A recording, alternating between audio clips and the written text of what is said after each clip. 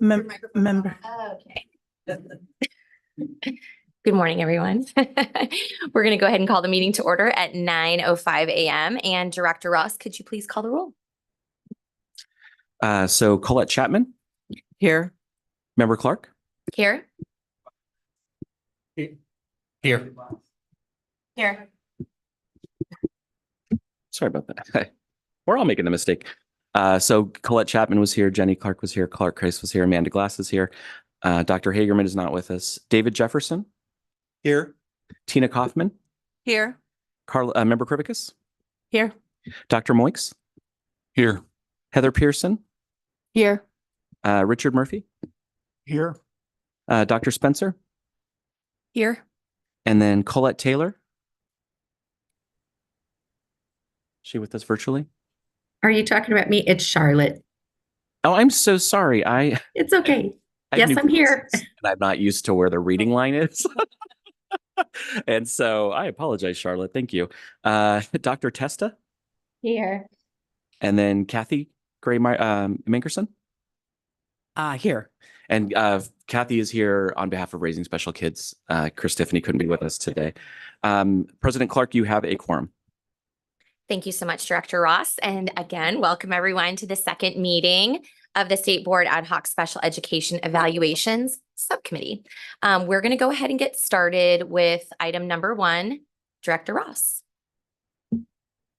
Members of the subcommittee, item 1 is a presentation and discussion of IDEA and state laws related to timelines and required data for initial evaluations for special education. In our first meeting, the members had generated a list of topics of interest. Among those topics was timelines for special education evaluations that had floated kind of to the top.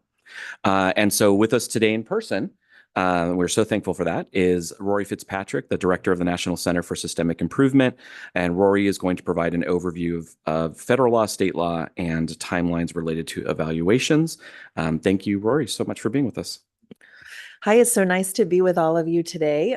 Pleasure to be here in Arizona in the warm sunshine. If I take my coat off later, don't judge me, because like it's snowing at my house in Reno today. With permission from the chair, I'd love to talk about kind of items 1 and 2 together in the presentation, because as I thought about how to tease these apart, they're very intertwined. Is that okay if we provide information? Absolutely. Okay, thank you so much. All right. I don't know how the screen's working here. So can everybody access the visual information? Okay. I think they're posted online as well. And the Comprehensive Center always does a nice job of making things 508 accessible. So if it's easier for you to access on your own device, feel free to do that. All right. So next slide, please. Thank you. So here are the 2 items, 1 and 2, that we're going to talk about, just the sort of data surrounding this and data around the policies and how other states are thinking about this. And we'll hone in specifically on timelines for this meeting, because that was a key issue for the committee in the last meeting. And you'll see that there's a whole range of ways that states think about and address timelines for initial evaluation. And I do want to make a point to say, I'm talking about initial evaluation, so we're not talking about reevaluation. Later, I think that might be on the committee's agenda. We'll get to that when we need to, but I'm trying to parse out this information, which can be very complex and dare I say wonky for highly political term or highly policy term. So I'll try to kind of parse this or chunk it in ways that make it a bit more accessible. Okay, so let's go ahead and move to the next slide, please. With appreciation to my colleague, Kelly Weinbein, who's back here. Thanks, Kelly. We analyzed 50 current state IDEA, and IDEA, everybody in this room knows, is the Individuals with Disabilities Education Act. Every year, in order to access funding from the U.S. Department of Education to implement programs as required under the federal law, states are required to submit an application. There's a set of assurances in that application. And then there's also a requirement, Section C, that states are required to say where they have state policies through statute or regulations that go above and beyond or are more specifying, than the federal law. So if the federal law says, here's the requirement, states can say, yeah, and here's the way we interpret that requirement in our state, and here's a law we have about that, or here's a code of regulations we have about that. So we've drawn together all of the applications that were available. There was one state that was not available, and then it also includes Washington, D.C. So 50 states. We did not look at the territories and freely associated states, so Virgin Islands, Puerto Rico, the states in the U.S. Pacific, because those are unitary systems and not as informative to the work of your particular state. So we looked at those state imposed statutes or regulations as related to evaluation that are not also required by IDA. And that's what we're really going to hone in on as we kind of look to the next bits of information. I'll say that I made the decision to kind of categorize these rules related to evaluation into what I thought would be usable pieces of information related to the information or the priorities rather that are of topic to the committee. So I didn't make up these 12, but I decided on these 12 because they made sense to me in a way that I thought would be useful to the committee. So we'll kind of move to the next slide and you'll see what those categories are that I used in order to sort the data. And President Clark, just as a reminder to the subcommittee members, I emailed the PowerPoint out to everybody the other day. So if it's not only is it available on the agenda, but also if you access your email, you should have a link to it as well. Thanks, Sean. Okay. In the bold on this slide are the categories of data, and then the little green carets underneath are just a little bit of shorthand for the kinds of rules that are associated. This is my sort and sift exercise, right? And I laughed, Kelly, I thought when I saw this slide and how we boiled this down, I thought, wow, this is not going to look like the 50 or so hours that we spent doing this. But I just really am bringing you what I think is most relevant. So you can see age of eligibility. There are state policies around when kids can get services, the kinds of, not when they can get services. Well, yeah, when they're eligible for special education. And particularly, there's just kind of two places where this really falls into line. States have the discretion for the category of developmental delay, which used to be restricted to end at age 6, like kids from 3 to 6 years old would be eligible under the category of developmental delay. States have the opportunity to take state discretion to change that to be ending at age 9, right? And so some states do that, some states don't. So states fall into those categories for age of eligibility. And then the other end is when and how kids exit special education. Sometimes that happens at age 26. Sometimes it happens at the 21st birthday. Sometimes it happens at the 22nd birthday. Sometimes there are rules in states that if the young adult turns a certain age in their last year of school, this district can go ahead and provide services through the end of the school year. So that's kind of age of eligibility. The next category has to do with assessment criteria. Sorry, not next slide, just next category. I should have numbered these. That would have made it easier for us. The assessment criteria. There's a lot of states that have state rules that fall under this category as I've defined it. And in particular, a lot of states have rules for how you'll determine which specific disability or set of disabilities a student is eligible for special education under, right? So for example, if you're engaging in initial evaluation and you think that perhaps the child has traumatic brain injury, there are state rules in a number of states to say, here are the kinds of data that you'll look at to determine whether or not that student is eligible for special education under the category of traumatic brain injury.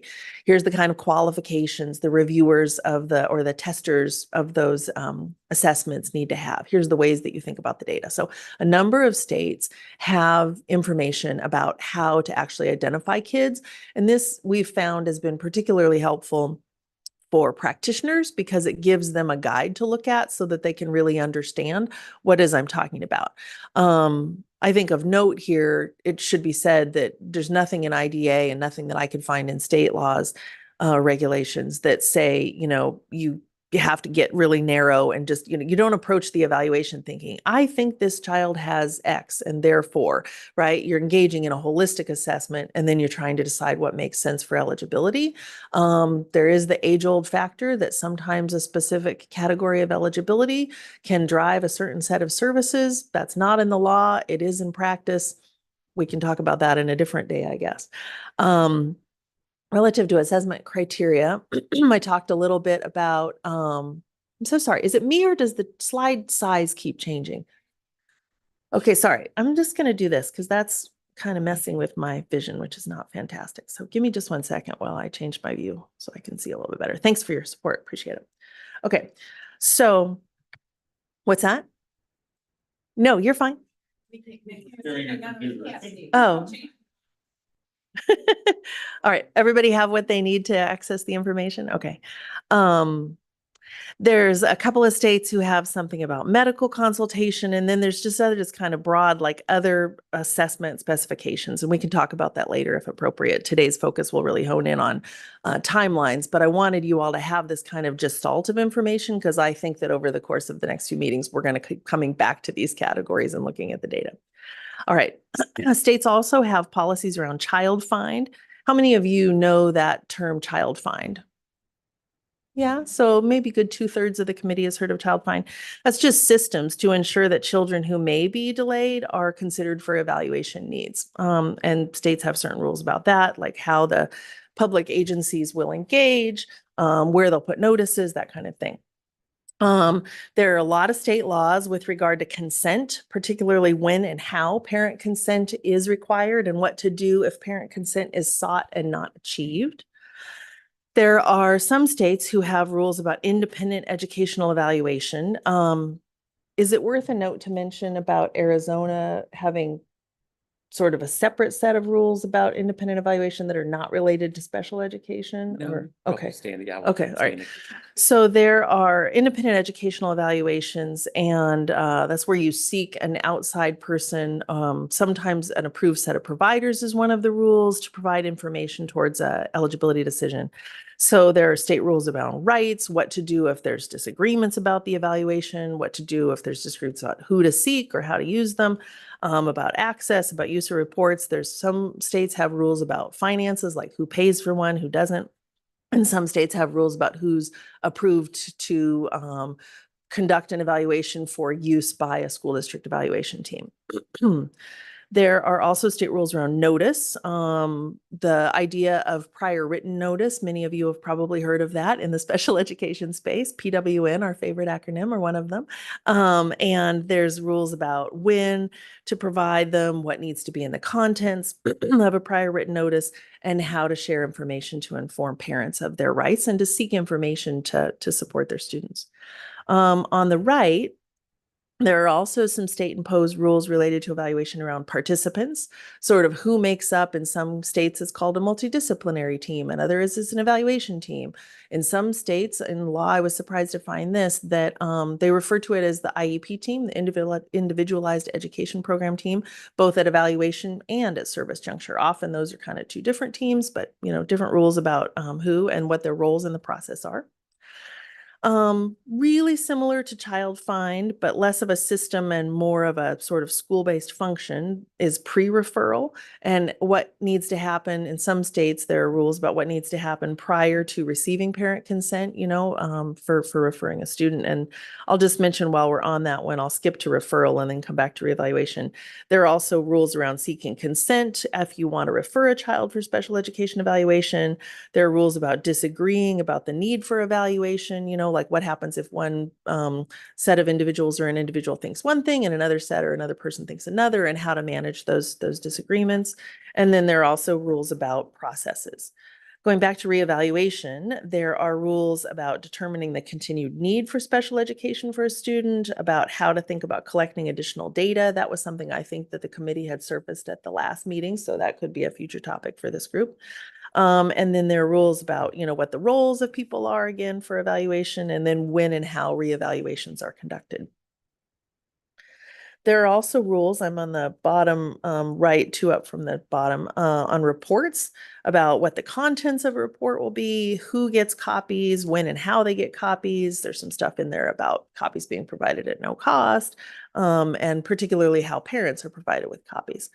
And then lastly, and particularly informative for this particular meeting, there's a lot of rules about timelines for seeking consent from parents to engage in special education evaluation, for conducting the initial evaluation, and those kinds of things in terms of when notice will be provided and whatnot. So those are the categories that we've created to sort these national data about state-imposed rules related to evaluation into some usable pieces. do you want me to invite, Chair Clark, do you want me to invite questions as we go, or? Yeah, I think questions as we go would be great. The if you're teacher in me comfortable loves with that Okay, answer. perfect. Yeah. So this is a good chance before we move on. Does anyone have questions specific to, and there's more to the presentation, how these categories were done or put together? Ms. Fitzpatrick. Okay, I think we're okay to move on. Thanks. Thanks so much. Okay, let's move to the next slide then, please. If you're thinking, I can't read that chart on the right, it's purely an example. You're not intended to be to necessarily like hone in on those little boxes, although you could if you wanted. What the chart on the right and then the data in the left reveal is just sort of the range and the array of states who have policies in these categories. So down the left, where it says state rule data category, those are those categories from bold. Oh, thank you so much. That was really helpful. They're going to hand out, they're going to hand out paper copies. Please, President Clark, please raise your hand if you'd like a paper copy of the, okay, I'll come around. Oh, thanks, Melissa. Thank you. You all have excellent staff who support you really, really well. Yes, we do. Thank you. I'll just take a minute and we're going to start referencing slide 5. So if you want to access that on your paper copy, I'm on slide 5.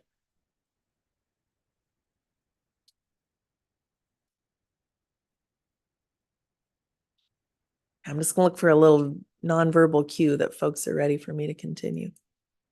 Terrific. Thanks for the smiles.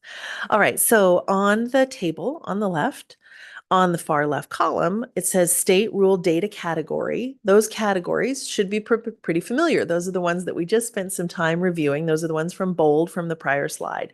So then on the right, in the number of states with a rule in that category, you can literally just see the numbers. So relative to age of eligibility, 8 states have a rule about that. Relative to assessment criteria, 29 states have a rule about that, right? Remember I said there are a lot of states who have like category rules about how you identify a student. My example was a student with traumatic brain injury, for example. And you can see, and so then going down, of particularly interest to this group, 32 states have rules about timing. So it's no surprise to me that this committee and the constituents in Arizona are interested in timelines, because this tends to be one of the places where there's a lot of interest across the country. How long, how much, what happens when, how are we making sure that kiddos are getting what they need in a really timely way? How are we providing opportunities, but not taking too long, those kinds of things. Okay, so I think then it makes sense to bridge to, and this is going to be a place where maybe people are going to, was the table, did you also make a copy of the list of state imposed rules? Okay, let's just take the temperature of the room. You're probably going to want to kind of read through those. So the listing of the state imposed rules, I don't know if that's something you can share on the screen so folks can tell what I'm talking about. Fantastic. Okay. So this is another document that then, let me just kind of orient you to what it is, and then we'll get some copies. Would folks like paper copies of this? They're coming. They're happening. Okay. Thank you so much. Yeah, please. I noticed that not all of the states are listed here. Were there states that just didn't have anything? Oh, what an excellent question. Thanks for that. Yeah, if a state is not listed, they don't have policies through regulation or statute that are in addition to the requirements of IDA. And for the states that don't have policies by statute, do you find that they still have other things that they've done to augment? I know several, at least I know of one state, the one that stood out to me was Massachusetts, where they have a lot of specific things they do related to evaluations. I don't know whether they're encapsulated in statute or not, but I didn't see them listed. Yeah, so pretty much every state has what are called technical assistance documents. Those are kind of practitioner supports and parent supports to help folks understand what the law requires and how to achieve the specifications of law. And it's not necessarily an additional rule or regulation, right? It's something to help you understand how to implement the law. Thank you. Yeah, no, it's a good question. Ma'am, and if I may, where did this data come from? So they came from the IDA state applications. And those are, as I mentioned earlier, federally required in order to have access to the IDA funds. Every state has to submit an application every year. And in that section C, they have to say whether or not they have policies and procedures that supersede federal law. Now, I will say it's possible. I found this in one case, and there could be others, where they said, like, we don't have any additional state laws or regulations. And then I looked at the specific statutes and I was like, yes, you do. So it's possible that in their application, they said they didn't have any. And so we may have missed them in the data collection because we were using the IDA applications as the data source. And if they said we don't have any, I did some spot checking and most of those were accurate, but one of them was not. So it's possible, like, I don't know about Massachusetts, I can go back and look, but it's possible that Massachusetts has some state specified laws and they don't, show up here. The other thing I would say too is that there were some states in this analysis who had laws that superseded IDA, but not related to evaluation. And again, this is just the subset related to evaluation. So if they didn't have any laws that we could find about evaluation, then they're not on this list because this is an excerpt specifically focused on evaluation and reevaluation. Does that make sense? Thank you for the detailed Yeah, information. no, I appreciate the question. Thank you. Ms. Chapman? Yes, thank you. Rory, I have a question. This list, some of these don't meet the requirements of IDEA and some of these do not go beyond the what IDEA requires. Am I correct in that statement? Well, I think two things. So let's take the first one about not meeting the requirements of IDA. There are some places, and I bet you're looking in the one that says within 90 calendar days, whichever is less, right? So IDA requires evaluation within 60 days. There's sometimes state specified requirements around exceptions that can be achieved through permission of the parent and the district, for example. So I think in order to access their IDA funds, I can't speak on behalf of the U.S. Department of Education. It's not my job. I'm not authorized to do so. But the U.S. Department of Education monitors states to ensure that they don't have policies that contradict federal law. And so sometimes I would say at the surface, some of these seem a little confusing because you're like, wait, what? I thought the IDA said this. But there are allowable circumstances sometimes for exceptions. And there's some rules that you'll see written in here about exceptions. And that could be some of what's happening there. And then your other question was rules that don't seem different from IDA. I've gone ahead and included those because they're specified in state law or statute, even if they're the same as IDA, right? So in cases, for example, in the assessment criteria, some of those definitions of what it means to be a child with a developmental delay, those are in IDA. They're also replicated in a lot of state laws. We didn't parse out for, those places where it went beyond or above. We just said, if you have a state law or regulation that is related to evaluation, here's what that state law or regulation is, right? So sometimes they're duplicative. I would say it's really dependent upon the local control decision-making to decide whether or not you want a state law or regulation that reiterates what's in IDA. Some states find that helpful because the practitioners in the state are accustomed to going to the state code of regulations sort of as your guideline to know what to do.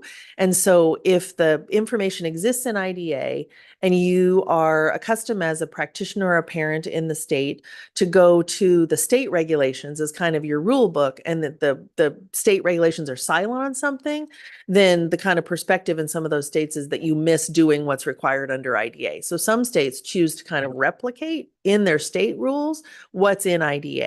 The state where I was a special education director for several years, Nevada, we had a lot of the same information that was in IDA was also replicated in state regulations. And one of the reasons for that was that it was, just as I said, kind of easy for folks to have an all-in-one inclusive guide rather than trying to go to two places.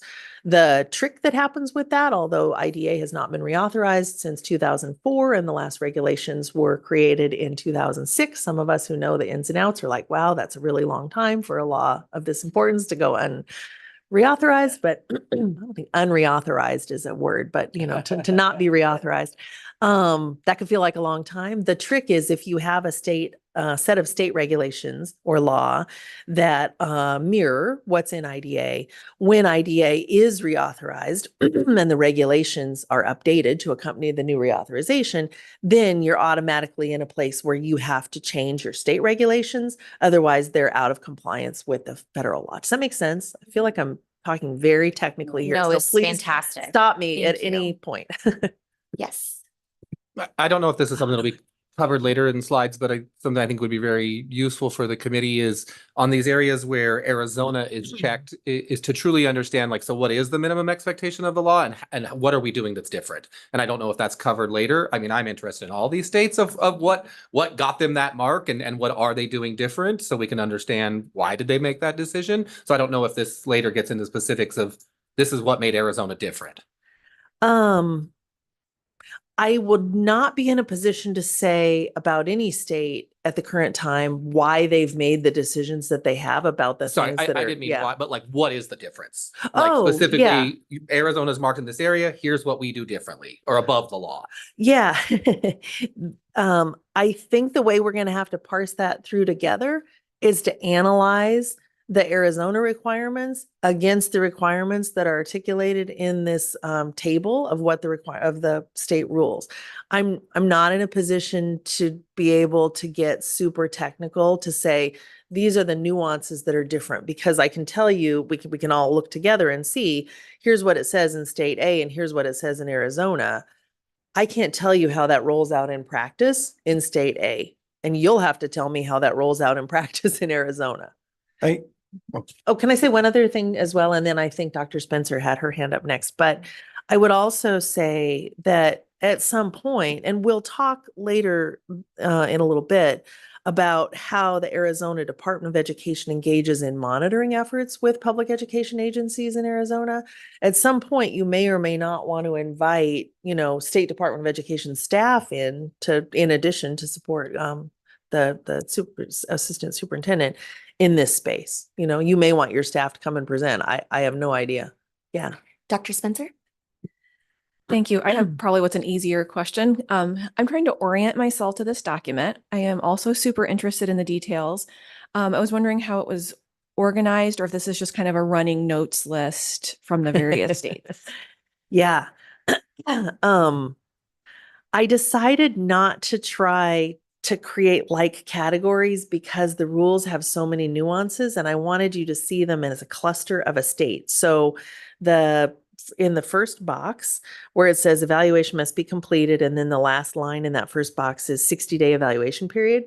That's the totality of state imposed regs or statute related to evaluation in a given state. So those are three things that are true for what I'm going to call state A. I have behind the scenes a list that's coded for which states these are. I made an intentional decision not to tell you which states were which because sometimes people want to ascribe political or other meaning to a state's rules. And I wanted us to be really focused on the rule and not try to extrapolate further information about the contextual setting of a state in that space. Later, if it makes sense to share the state names, I can, but at a first blush, it seemed a distractor to me. Thank you. That helps me understand the structure. Yeah. Mr. Jefferson? I think it would be helpful at some point in the process. If I think back to our first meeting, part of the discussion was, are we, and I'm gonna paraphrase this and as I'm thinking about it or conceptualizing it, but are we doing the minimum that IDEA required? Or are we doing something great for our students? Is there more that could be done? And so I think in a review that says, here's what Arizona does, here's what IDEA says, did we go above and beyond, or did we just maintain the status quo? And the status quo isn't necessarily bad, but if the goal for the subcommittee's work is to ultimately identify if there's things we could do that might bring things up a notch, do even better for our students, I think just understanding where we're at the minimum or at the baseline and where we're really doing something meaningful might be helpful. Other comments? Questions? Yep, Member Krivicus? I just want to say thank you. Thank you. I'm looking at my list. So I'll tell you, Arizona is the first one on the list. I wanted to confirm before I said that, and that's the one that I will share. So appreciate that compliment, Member Krivickas, and I'll say too, Member Jefferson, I don't know that we could say, I think you said, are we doing the bare minimum and could we do better? You know, there's probably always a question there. I think states who don't have policies would sort of dispute the idea that if you don't have state rules, you're not meeting the needs of kids with disabilities. So I want to be careful to not conflate the idea that if you're meeting the requirements of IDA, you're insufficiently supporting kids with disabilities. I mean, I just think we should be thoughtful about that. Whether or not Arizona could do better for kids with disabilities, and I see your hand, I think that's the question before you all, right? I'm not here to tell you what or how Arizona could do better for kids with disabilities. I'm not a parent in the state. I'm not a member of the educator community in the state. I think my job is to bring you data and support an understanding of the issues. And then your jobs are to figure out recommendations for how you think, if you think something needs to be better, what you think could be better. I think one of your other comments or points was, where is Arizona going above or beyond? And you can see here in this first row, there are places where the state of Arizona has statutes or regulations that are in addition to the requirements of IDA. And relative to what I could see in Arizona code, these are them. And then I saw your hand up. So do you have Mr. that? Jefferson? I think that the IDEA gives us a good framework, but as you noted, it was last reauthorized 20 years ago. So really for me, evidence-based practice shifts over time. What we know about students with disabilities shifts. The application of how we approach evaluations changes because it's an ever-changing world. So if our regulations or rules mirror a framework that's 20 years old, I think it might at least warrant us noting that. And I think it would be easier to be able to say, okay, based on how we do things now in the IDEA, if we're doing them the same as they were done 20 years ago, maybe that's appropriate, but maybe it's not. For me, I think that I just want to make sure that as we're conceptualizing evaluations and based on the discussion at our last meeting, that we really are mindful about the fact that things do shift over times and the practical application of what was written 20 years ago and how does that play out today. I think that's the question. That's the concern for me as an advocate for students with a disability. There are times and methods in our evaluations that meet a minimum bar, but certainly aren't reflective of evidence-based practice and on the ways that other states have found that they need to dig deeper. Thank you. Any other questions? Ms. Fitzpatrick? Yeah. And I think Member Jefferson, like that's the point, that's the reason I think you're all together. So you're a good guy to have on the team. Vice President Clark, just sorry to momentarily interrupt. Just so you know, we have reached out to our amazing colleagues at ADE and to set up a presentation from them in a forthcoming meeting. So Addressing that kind of issue where Arizona is at and yeah, compared we're to kind IDEA. of keeping a list of, and and I cannot speak for my colleagues at ADE, but I just have sent the request. So Thank you. Thank you for clarifying that. Okay. So I think it's really at the pleasure, Vice President or Vice Chair? Now I have to ask. I don't even know. Director. so I think I've changed it every time. It's technically Vice Chair. Perfect. Right. At the pleasure of the Vice Chair, I think it's up to you all to decide how you want to discuss this information around the specific rules. It's really reference material for your benefit. I think one way you could think about approaching this, Vice Chair Clark, is, you've got it as a set of data.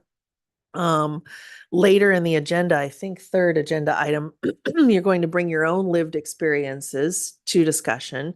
That's another set of data. And then the final agenda item is to think about whether or not there are recommendations for changes. I'd suggest that it's possible this information is sort of reference material for today to come back with some really kind of, firmer opinions about recommendations you want to make next time and get some more issues on the table today. Or you could also, when you're thinking about the recommendations later, refer back to this particular set of data. I'm not sure how you want to parse it in the moment. Thank you so much. I think for right now, using it as a reference document, since I think it is new for some folks, is probably the best route to go. That would be my preference for today.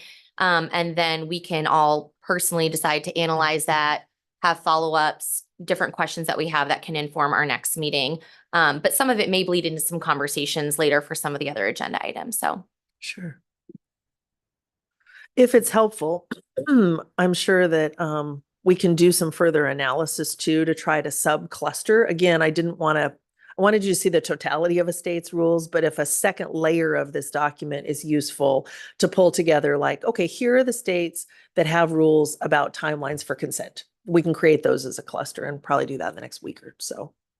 Like picturing my calendar in my head, I'm like, yeah, I think we could commit to that in the next week or so. thanks so much. And not to add any further work on state board staff, but I do just want to make sure that everyone on the committee knows, as you are analyzing this outside of the meeting, if questions arise, you can feel free to email those in to staff and ask for further clarification, or if additional documents can be made that can then be shared with the rest of the committee. Vice Chair Clark, just to add to that, please do feel free to reach out to me, and I can obviously pass any questions on to Rory, but also please be cautious not to reach out to the entirety of the committee, as for open meeting law. Any discussion of these issues needs to happen in a public setting, and so it's okay to talk to a colleague or but to have any sort of like reply all or anything like that, just please be very cautious about that. You can continue. Fantastic. Okay, so then with your support, we'll go back to the slideshow, please, and thank you. All right, so let's look to slide 7. Every state is required to have a system of general supervision, and some of you have probably heard that term before, and some of you it might be new. General supervision is a set of requirements that, as I mentioned, under the construct of IDA and the U.S. Department of Education Office of Special Education Programs, holds states accountable for having systems of general supervision that make sure that what is declared in IDA, the Individuals with Disabilities Education Act, is happening in school districts, right? That the rights of students with disabilities are in fact implemented as specified in IDA, and that the systems in place in a set of school districts in a state are achieving the outcomes we want for kids with disabilities. Excuse me just a minute. Okay, so I thought it would be useful because you are a set of individuals who bring points of view to the work. And I've partnered with your colleagues at the department to get information about how the Arizona Department of Education undertakes processes for understanding and supporting improvement of special education, both processes and outcomes for the state's public education agencies. And from that, we have some data to understand, kind of writ large as part of that bigger system, how PA performance is going with regard to current federal and state rules in Arizona. The department has these data relative to all the categories of IDA. They have a comprehensive system where they monitor school districts to see how the rules are being implemented and what the outcomes are. This particular presentation is limited to those pieces that are related to evaluation. So the next set of slides, you'll notice, have kind of a different look. Yeah, go ahead. Member Krivicz. Rory, I'm sorry, thank you. It's my understanding that about, 6-9 months ago, a major piece of guidance or updated guidance came out from USED on general supervision. And I know it kind of caused a flurry in that world. As we go through this, and I honestly tried to read it, but it was tough reading. And I didn't know, to Member Jefferson's point of view, as I'm reading, I'm like, I don't know how this is different from things in the past because I don't know enough. So as we go through this, if it's possible, can you highlight, here's an area that was recently addressed or is changed? Because like I said, I know it caused quite a stir, but I don't know why. I don't know what was in that document that was going to prompt change or questions. Yeah, we can access that information for you and make it available. It's called Memo 2301. It might be A2301. I'm having a moment where I'm like, was there an A? Was there not an A? Anyway, I can find that for you and we can share it. It's non-regulatory guidance from the U.S. Department of Education, Office of Special Education Programs, that talks to systems of general supervision, as Member Krivickas points out, in states. Some of what's interesting about it is when you say, like, it's hard to figure out what's new versus what's not, there's not actually that much different from what was required before. So we've got some documents from the center that I support, the National Center for Systemic Improvement. That's going to be a cough drop for me, isn't it? Yeah. Look at these people. This is the place where I confess that at my hotel, there was only milk and I'm a little lactose intolerant. So the kind of thing that you're getting, too much information, is me like having my caffeine with some half and half. I'll just put that over there. That's right. But you all are so helpful. Thank you. I'll crunch on one of those in a minute. Okay, so we've done some analysis of what's new and different from before 2301 and after 2301, and I can pull that together and share that with the group. Let me just make a little note so I don't forget.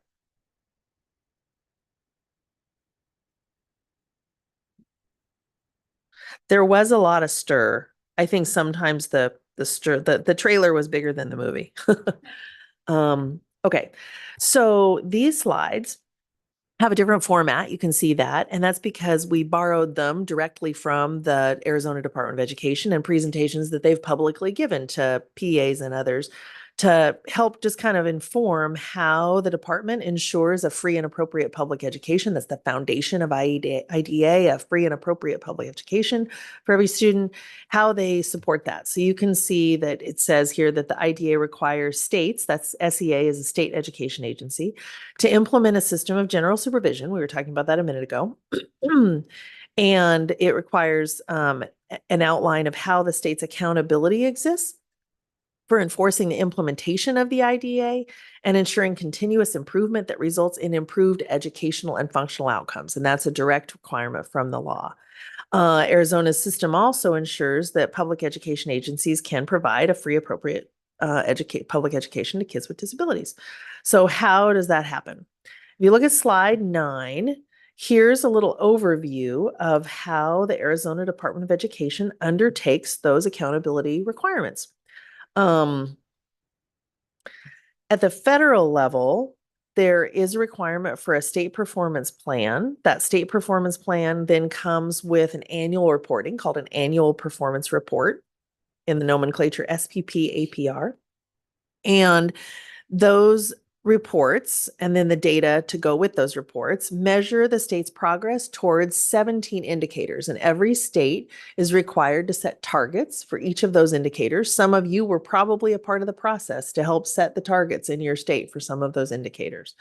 And you report on those every year, and that's some of the accountability that happens at the local level around those indicators. Those roll up to the state level, and then the state provides that information to the U.S. Department of Education annually. And then there's an analysis of that information at the federal level. There are also determinations that happen for every state education agency. The U.S. Department of Education Office of Special Education Programs, or OSEP is the office name for short. OSEP makes a determination for every state having to do with on a range of meeting requirements, needing assistance, or needing intervention. And then states make those same determinations for each public education agency, in your case, school districts, for within the state. And those are annual determinations around the implementation of Part B of the Individuals with Disabilities Education Act. And it's worthy of a note here to say, Part IDA is a law that serves children from birth through graduation or end of services. And Part C attends to the little people, infants and toddlers with disabilities. And that's actually my background, is mostly being a practitioner with little guys and gals, as well as early childhood special education. But early childhood, then 3 forward, is part of Part B of the IDA. And so every year, the Arizona Department of Education makes determinations about each local school district based upon their achievement of those targets against those indicators. And then towards the place we're going to go next, in the far right box, there is a system of differentiated monitoring and support. And the U.S. Department of Education undertakes monitoring at the federal level You may have heard this term if you're kind of paying attention to federal policy around DMS. That's the Differentiated Monitoring and Support System, which is, as of about 3 years ago, and just completed their first round in the last few months, the way that OSEP is now monitoring states against meeting the implementation requirements of IDA. And the Arizona Department of Education subsequently takes similar actions with PAs to monitor them to ensure improved results and compliance with IDA requirements. Let's go ahead and go to the next slide, and then we'll pause for a second. So I'm at slide 10 if you're following along. The way that ADE undertakes programmatic monitoring around IDA is that they look at the evidence that a PA has policies, procedures, and practices that ensure, thank you, I'm so supportive, that ensure a free, appropriate public education. They look to ensure that the PA has systems in place to afford students who are enrolled in the PA to have a FAPE. And they look at evidence that a system exists through, or their system rather, includes a thorough review of files, it includes observations and an analysis of outcomes. So these are the kinds of things that happen in order to understand how local school districts are implementing and meeting, or in some cases not meeting, the requirements of IDA.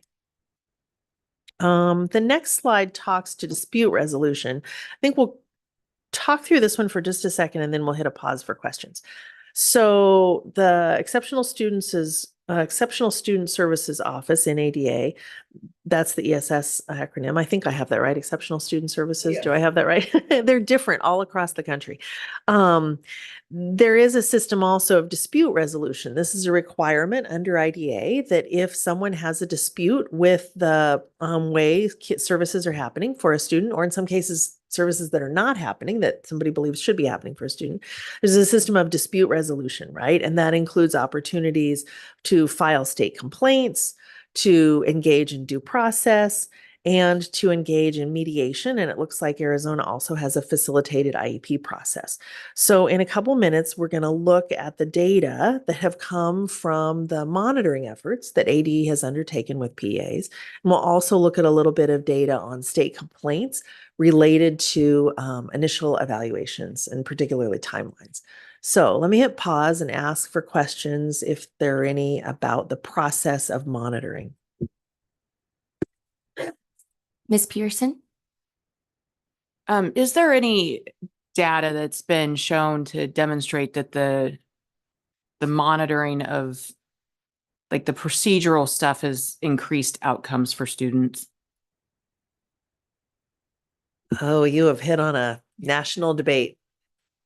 The theory of action, people are laughing at. If you're not in the room, people are laughing at my face, which was a pregnant pause.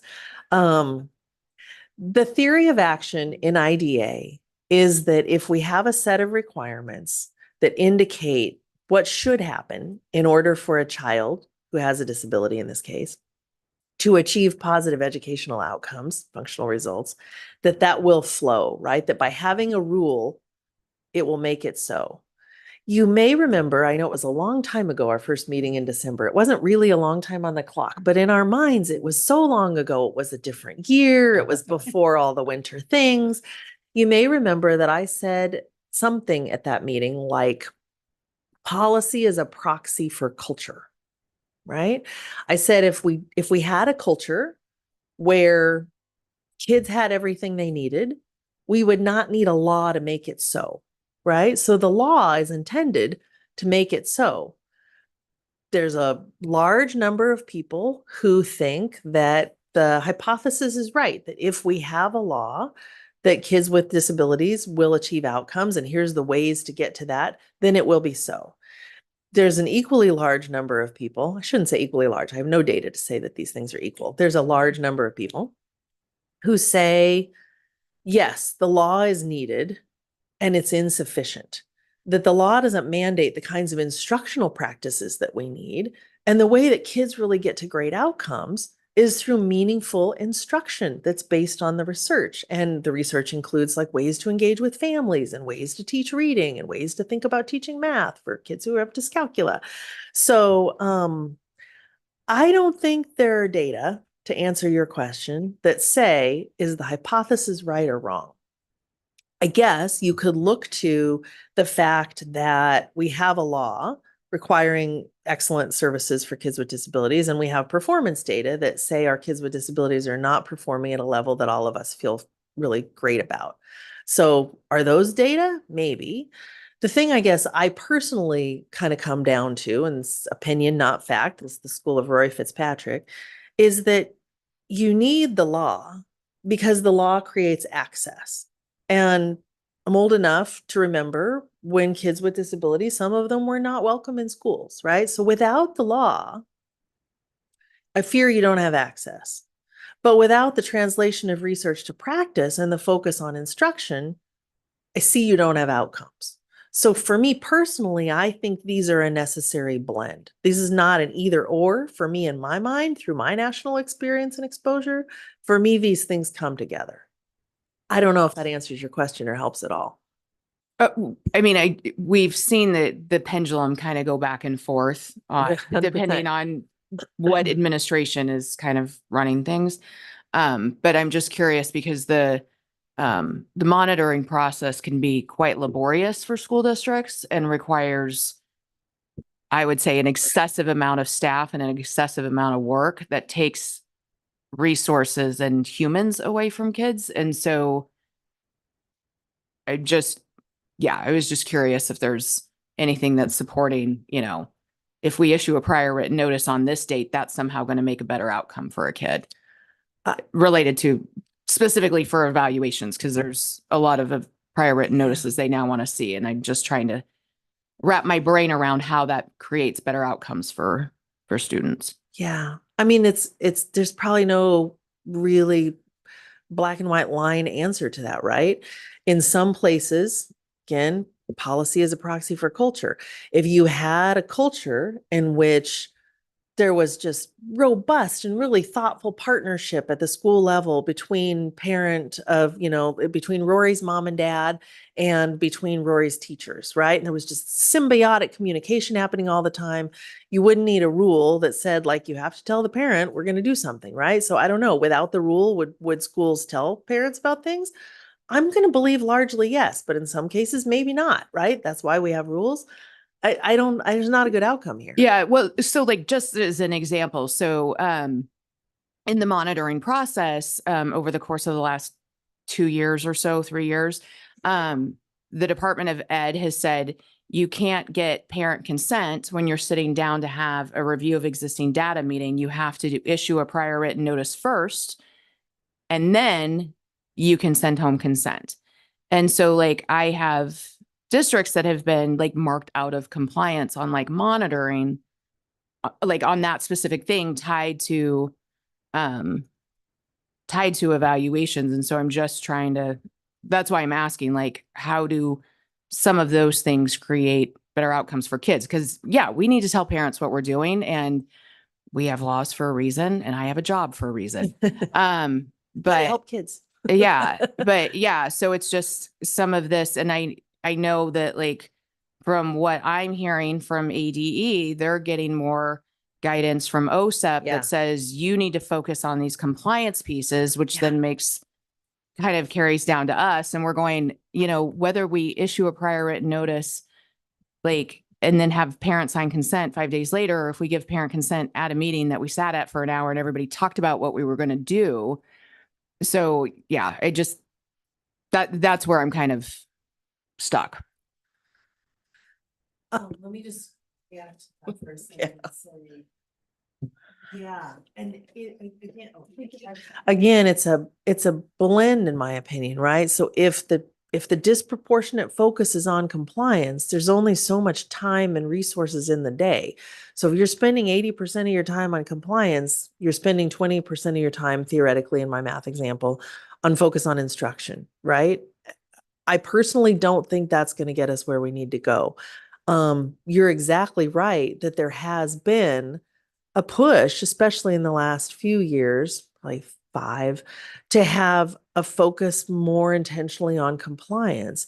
I think one of the things I'll say is that the new assistant secretary for the Office of Special Education and Rehabilitation Services, that's the subordinate or the superordinate agency to OSEP, she's very focused, Dr. Glenna Wright Gallo, on instructional outcomes and translating research to practice. And these things are pendulums. I personally hope we're going to swing to a little more balance here, because I agree with you that if we're singly focused on compliance, where's the attention on translating research to practice through good instruction? Thanks, Ms. Fitzpatrick. Colette, or Ms. Chapman, I'm gonna let you respond to from ADE. Thank you. Okay. I would say that it's very necessary to give those prior written notices, and like our state rule says, within 15 school days to respond to that parent. That's so important, because if we didn't have that timeline, it could go months before a kid would receive an evaluation. Yeah, no, I'm not talking Through about the that chair, timeline. please. Oh, Okay. sorry. That's okay. Oh, well, and the 60-day, what timeline are you talking? So, oh, can I? Ms. Chapman, can you go ahead and continue? Did you Okay. have a? Oh, And I'm not like a super stickler for all this stuff, but in order to keep the meeting clear and running, Yeah. especially since everyone's joining us virtually too. sure. Yes. So did Oh. you have a follow-up question that you wanted to ask through? No, I think I will. I have questions. Okay, okay. No, I will get together with Heather afterwards. Thank you, Ms. Chapman. Yep. Can I just jump in and say too, that some of these technical pieces in Arizona requirements, I'm not going to know in detail. So I'm keeping a little running list, including the piece about consent at additional information review. And that's probably a place where we'll just need to get some information clarity back from the department. And I'm pretty sure that you all have guidance around that. So yeah, we can bring that back. Okay, Thank you. You can continue unless, yep, Mr. Jefferson. So I just wanted to clarify and kind of, I guess, affirm what Member Pearson had shared. You know, ultimately, all of us have the exact same goal. We want families and schools to be able to work together to identify plans and move forward. And I think sometimes the feedback that schools get regarding the monitoring creates confusion.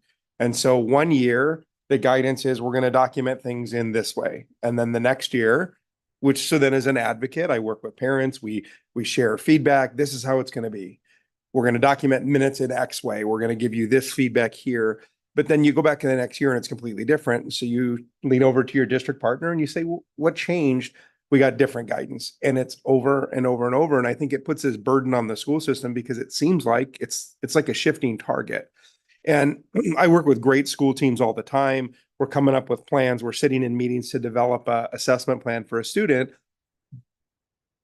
So the parent requested an evaluation. Within 15 days, the school met with the parent. They said, we want to move forward with an evaluation, but we can't move forward today because the current guidance is we need to give you a prior written notice that says we heard you today and we're wanting to do this, and we're going to collect that signature from you another day. And I just think some of these things, although they seem small, for parents, they're big, because sometimes parents are just desperately seeking answers, and the school system wants to give them answers and they want to work together. But because of this little technical nuance and the feedback they're getting from monitoring currently, now I can't have you sign the permission to evaluate at the meeting where we just talked about all the testing we want to do.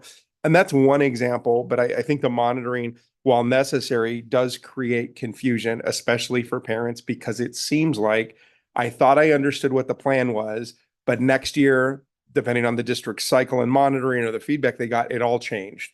And then maybe next year it changed again. And I just think it creates confusion. Thank you. Yes, Member Davis.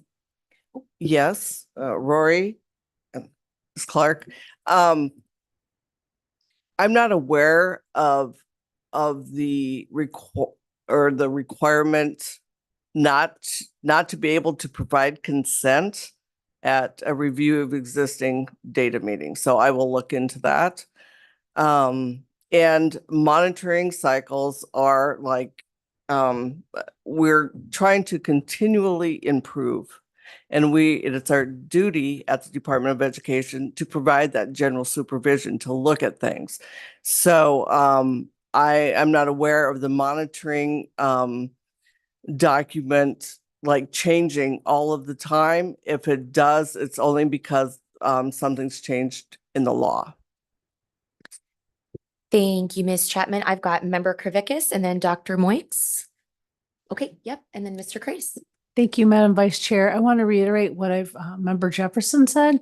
I'm actually doing research on a totally separate project, but what I've heard over and over again is that the rules seem to change depending on what monitor, what auditor you get. It was on a different issue. But it's not about, for me, it's not about criticizing all the things. To me, the common theme is a lack of transparency and how all of these things are being developed and how they're public.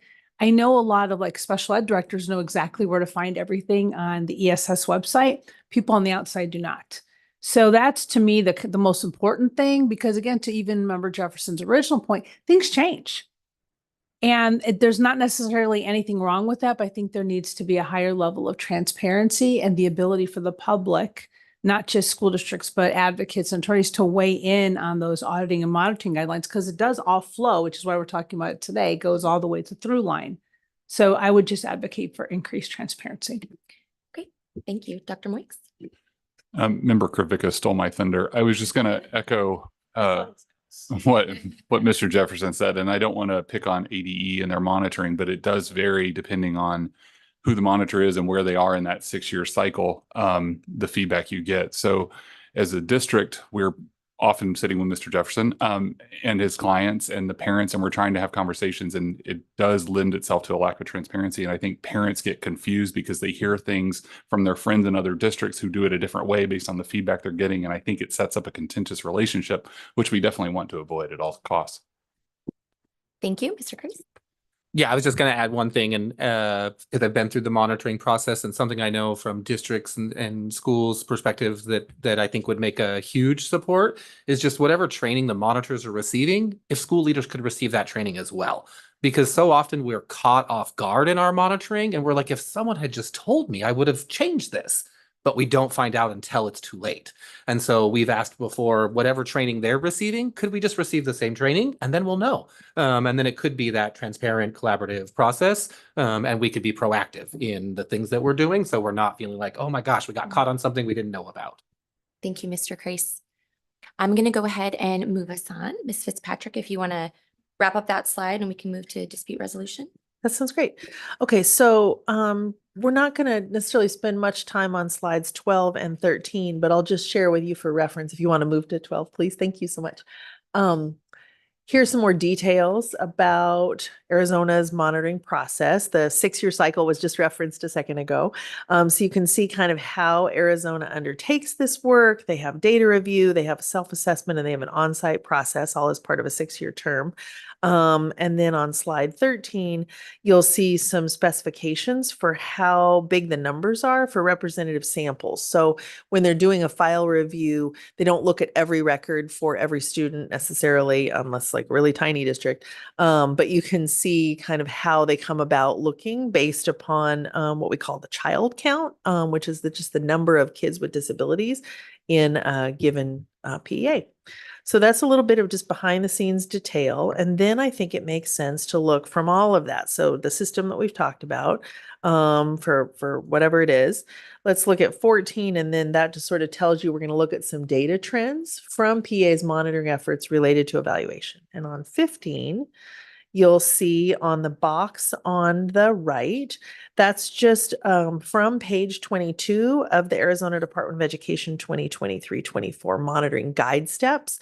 And you had access to that information posted and shared with you from the agenda.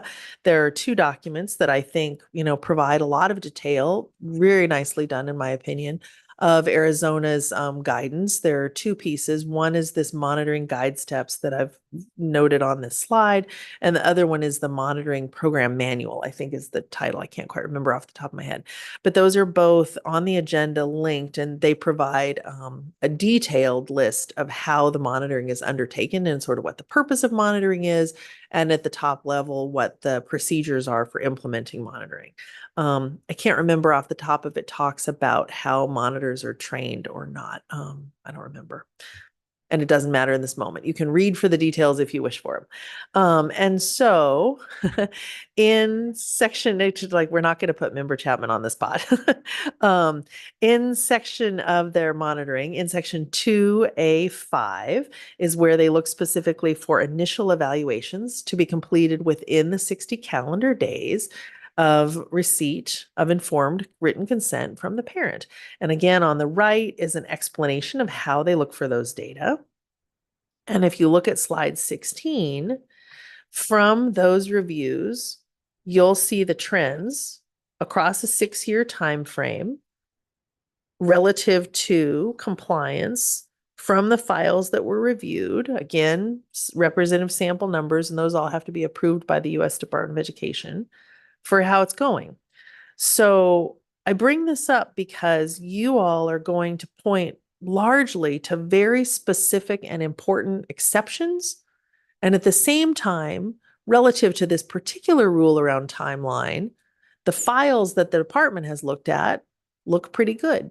So I think what we just need to be thoughtful about when you come to setting policy is to understand the totality of the data, right? And to think about what policies you want to set that are going to improve the system and not change some of the great outcomes that you already have. And I think some of this, I can hear one of you in my head right now saying, yeah, but these are data after consent. And I think from the first meeting we had, many of you are interested in the period of getting consent from a parent. And there are state rules around that in a few cases. You've got them on that table listing.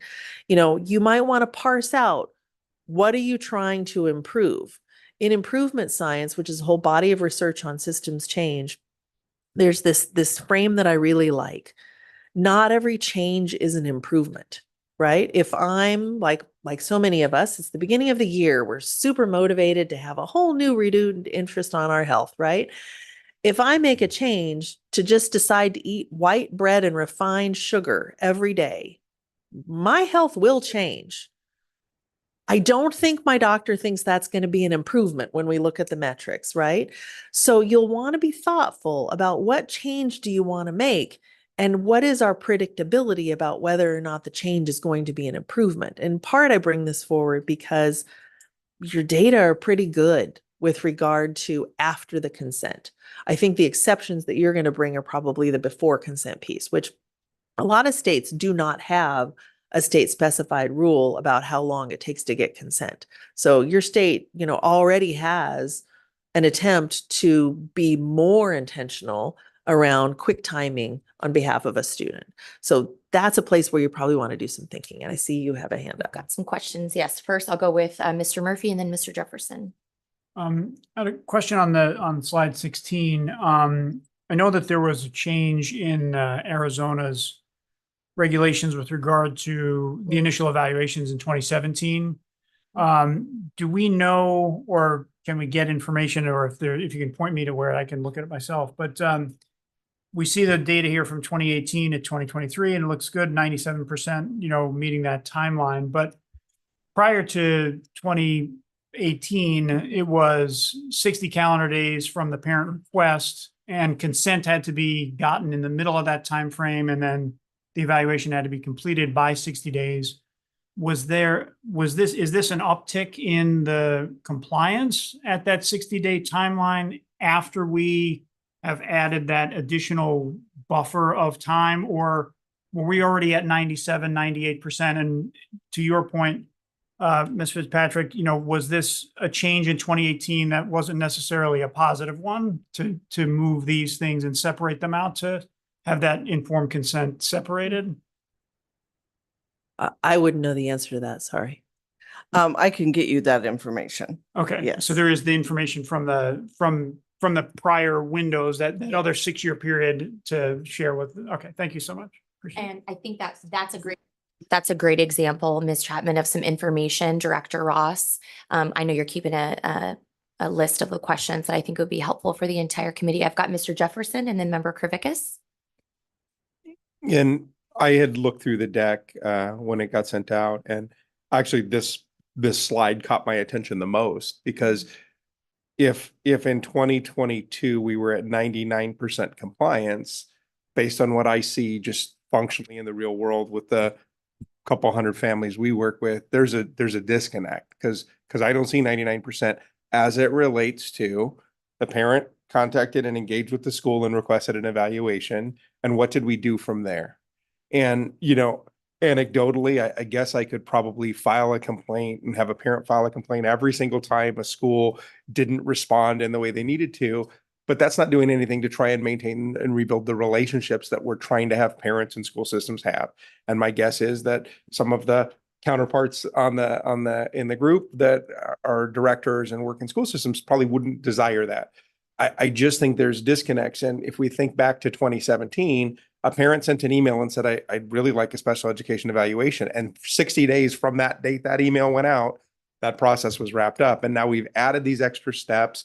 We've now kind of parsed out what does it mean to give consent. And I think it's a great question. Was it a solution that was looking for a problem? And is it better than what we had before? Or is the patient getting sicker because we just changed? We didn't actually improve. Thank you, Mr. Jefferson, Member Kravickas, and then Mr. Grace. Thank you, Vice Chair Clark, and Member Jefferson stole my thunder this time. But when I've asked out in the field, hey, this committee's coming up, what issues, should I be aware of? That was the number one thing I heard was the 2017 rule change. And so to Rory's framework, was it an improvement or was it just a change, and what was happening before? The second lens, and I know it's extremely qualitative lens, is there are a lot of things that we can check the box, and this is my mom hat, and say, oh, in the IEP meeting, Carla, we talked about this, or you did this, you did that. And even with all the background I have, I don't understand half of it. So I just want to keep throwing that out because I think that would be, from my perspective, also a beneficial outcome, not only from this committee, but as we engage in this work further, is how can we make even the information, the PWN, accessible? So when a parent gets that document, they actually know what it is and what it's talking about. I mean, if you could see even the mom Facebook groups, what is this or what, they don't know. And the school just, oh, well, we talked to them about that. And I recently told my team, I said, yeah, you guys, I checked out halfway through the IEP because I was overwhelmed. And if I feel that way, I can't understand how a lot of other parents feel. So again, I know that's not a quantitative data thing we can collect, but I'd like it to be something we continue to think about, is how can we make this whole process more easily understood, even if it's the type of language in which we write documents. Thank you, Member Kravickas. Mr. Grace? Yeah, I just wanted to comment on what I think everyone's talking about with the 2017 change. And so that was putting into law that when a parent made a request, schools had 15 school days to respond to that request. And I've been working in special education for 20 years, so my whole career is dedicated to students, but I also have a whole bunch of staff behind these students. And this law was put into place because we would receive requests 2 days before school was out. And then we'd have to pull together a summer evaluation team who was not familiar with that student. It was not their homeschool team. And then that team would have to come together and do an evaluation over the summer. That team would then give their evaluation results to the school, who was not part of the evaluation, because now we're back in school and that's their home team. And so there was a lot of disconnect between the processes. So that 15 days was put in place so that way the staff were available to do it. And those last minute requests at the end of the year, because weren't being pushed through the summer and with a team who isn't familiar. So while it did create a summer delay of something getting done, it also created a bunch of other things to help make sure that the people who are doing this work are most connected with the student and have the best historical information. So I think while I want everything to advocate for what are we doing for students, I still need people who want to take these jobs, who will want to do this work with the regulations that we put in place. Can I just chime in for 1 second? Is that okay? To say, in the list of state imposed rules, there are some states who have taken that specific issue at hand and regulated around that specific issue with regard to when consent is received and how much time is left in a school year. Because it's a valid point. We don't pay teachers and other practitioners to work across school breaks. Thank you. And And then to I that- think she had her hand up. To that point, though, Ms. Fitzpatrick, I think that's something that we're going to need to address at a later time because there are plenty of districts in Arizona that have chosen voluntarily to do summer evaluations and coming up with really innovative solutions on that, including who unfortunately couldn't be here today, Dr. Hagerman, who's a superintendent in Tucson. I know he's looking forward to sharing their solution to that issue. Ms. Pearson. Two things with respect to that change too. One of the other things that we were running into is parents would make requests and then wouldn't sign consent until day 50. And then day 51 through day 60, they wouldn't send their child to school. And so we were running into those, or we weren't able to get consent until day 30 or day 35. And so it created a situation where districts were going out of compliance, not because they were unwilling, but because they couldn't get consent to be able to start. The other thing with the summer evaluation teams, in Arizona, the law requires that the IEP team is part of the MET team. And one of the members of the IEP team has to be a general education teacher of the child or someone who could be a general education teacher of the child. So if we are pulling random evaluation teams during summers, we don't have gen ed teachers who could be teachers of the child. And it can't be that the special ed teacher also has a general education certification and so they can sign as both, because that's not how the law works either. And so because the law doesn't look at certification, the law looks at what your position is. And so when districts are doing those summer teams, they are running the risk of being out of compliance with having the appropriate members of the MET team, the IEP team there, because in Arizona statute, it says the MET team is all of the valid and required members of the IEP team. So there were other components of kind of what we were that went into that proposal and that rule change. Thank you, Ms. Pearson. And then I'll do Mr. Jefferson, and I think we can do Member Kravickas, finish up maybe some of our slides and take a brief little break. Mr. Jefferson. And I don't want to beleaguer the point, but the problem that needed a solution remains a problem. Because every single spring, I get contacted by parents who are showing me prior written notices, some that are actually as detailed enough to explain that we're too close to the end of the year, so we're not going to initiate your evaluation and we'll reconvene in August. So I get it. I'm not saying there's a simple answer as far as whether a parent waited till day 50 to give consent. I'm just saying that we would be kidding ourselves to think that we're at 99% of upholding what the spirit of what was trying to be accomplished, which was we timely evaluated students with disabilities so we could figure out plans for them. Because this whole window before parents have signed consent certainly is not uniformly embraced across all school systems. And again, there's a part of me, and when I started doing this work, I would file complaints on everything. But at the end of the day, if our goal is to get school systems and parents to work more collaboratively to build bridges, that's not a way to build a bridge. And so I just think it's something at some point in time we should at least evaluate as a subcommittee. Thank you, Member Kravickas. Thank you, Madam Vice Chair. I think we have really honed in on one of the big issues that we'll need to do. And I think Member Jefferson said exactly what I was kind of thinking, but he said it better, is that the problem is still there. I fully acknowledge Member Pearson and Member Grace's issues. They're real. I mean, we all know that, but I think there's still a solution. I would be interested to see how other states have done it. Maybe other districts here in our state have tried to address it, because from a parent perspective, that is an awful summer. Because in theory, you probably, and we just had a really rough school year for whatever reason. And we're frazzled. And instead of being, whew, summer break, we get relaxed. I'm on edge because I don't know what's going to happen on day one. I literally don't know what classroom she's going to go to. I don't know. And so that's to me the problem, at least from the parent side, that we can hopefully come up with some innovative solutions and not just play with deadlines, but play with really creative ways that we can even assure parents in the meantime, because it's a rough summer. Thank you. Ms. Fitzpatrick. Sure. Let's look then to a little bit of data just around dispute resolution. And Member Jefferson mentioned a moment ago about filing state complaints, right? So a little while ago now at this point, I talked about one of the requirements of a general supervision system is that folks who have a dispute have a way to make that dispute known, and there's a system for trying to resolve that dispute, both for the individual child, in some cases at the systems level. So I asked the Arizona Department of Education relative to this issue, knowing the importance of it around timelines for you all. I said, so like, how's it going with state complaints? Are you getting state complaints around timelines for evaluation?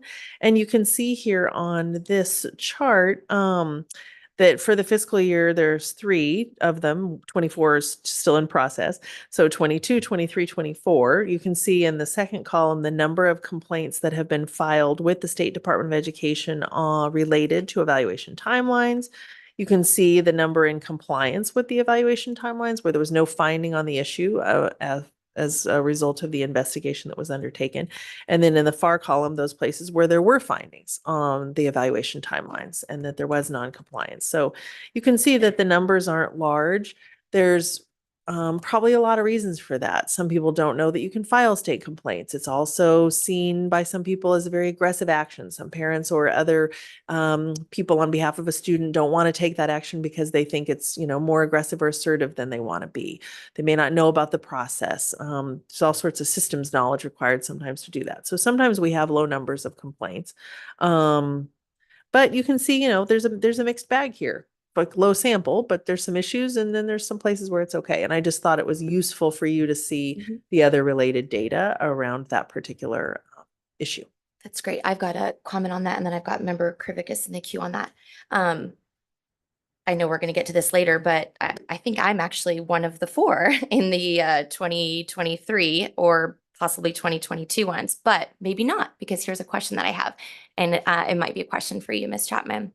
So when this data is here, and I think there's a lot of reasons for this, to Mr. Jefferson's point, parents are torn, right? They don't want to hurt and cause any tension at the relationship with the school doing the evaluation. Most of them are probably completely unaware of this process. And then when they do see the form, which is actually a pretty simple form online, they may get overwhelmed.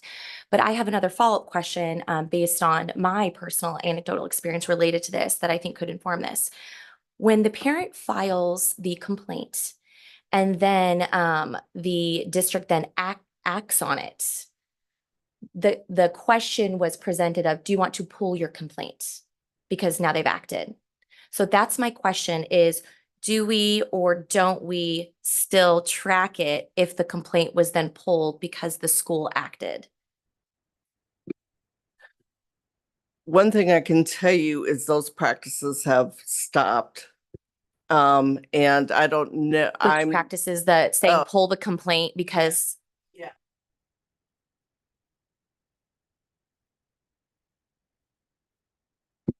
There we go. Okay.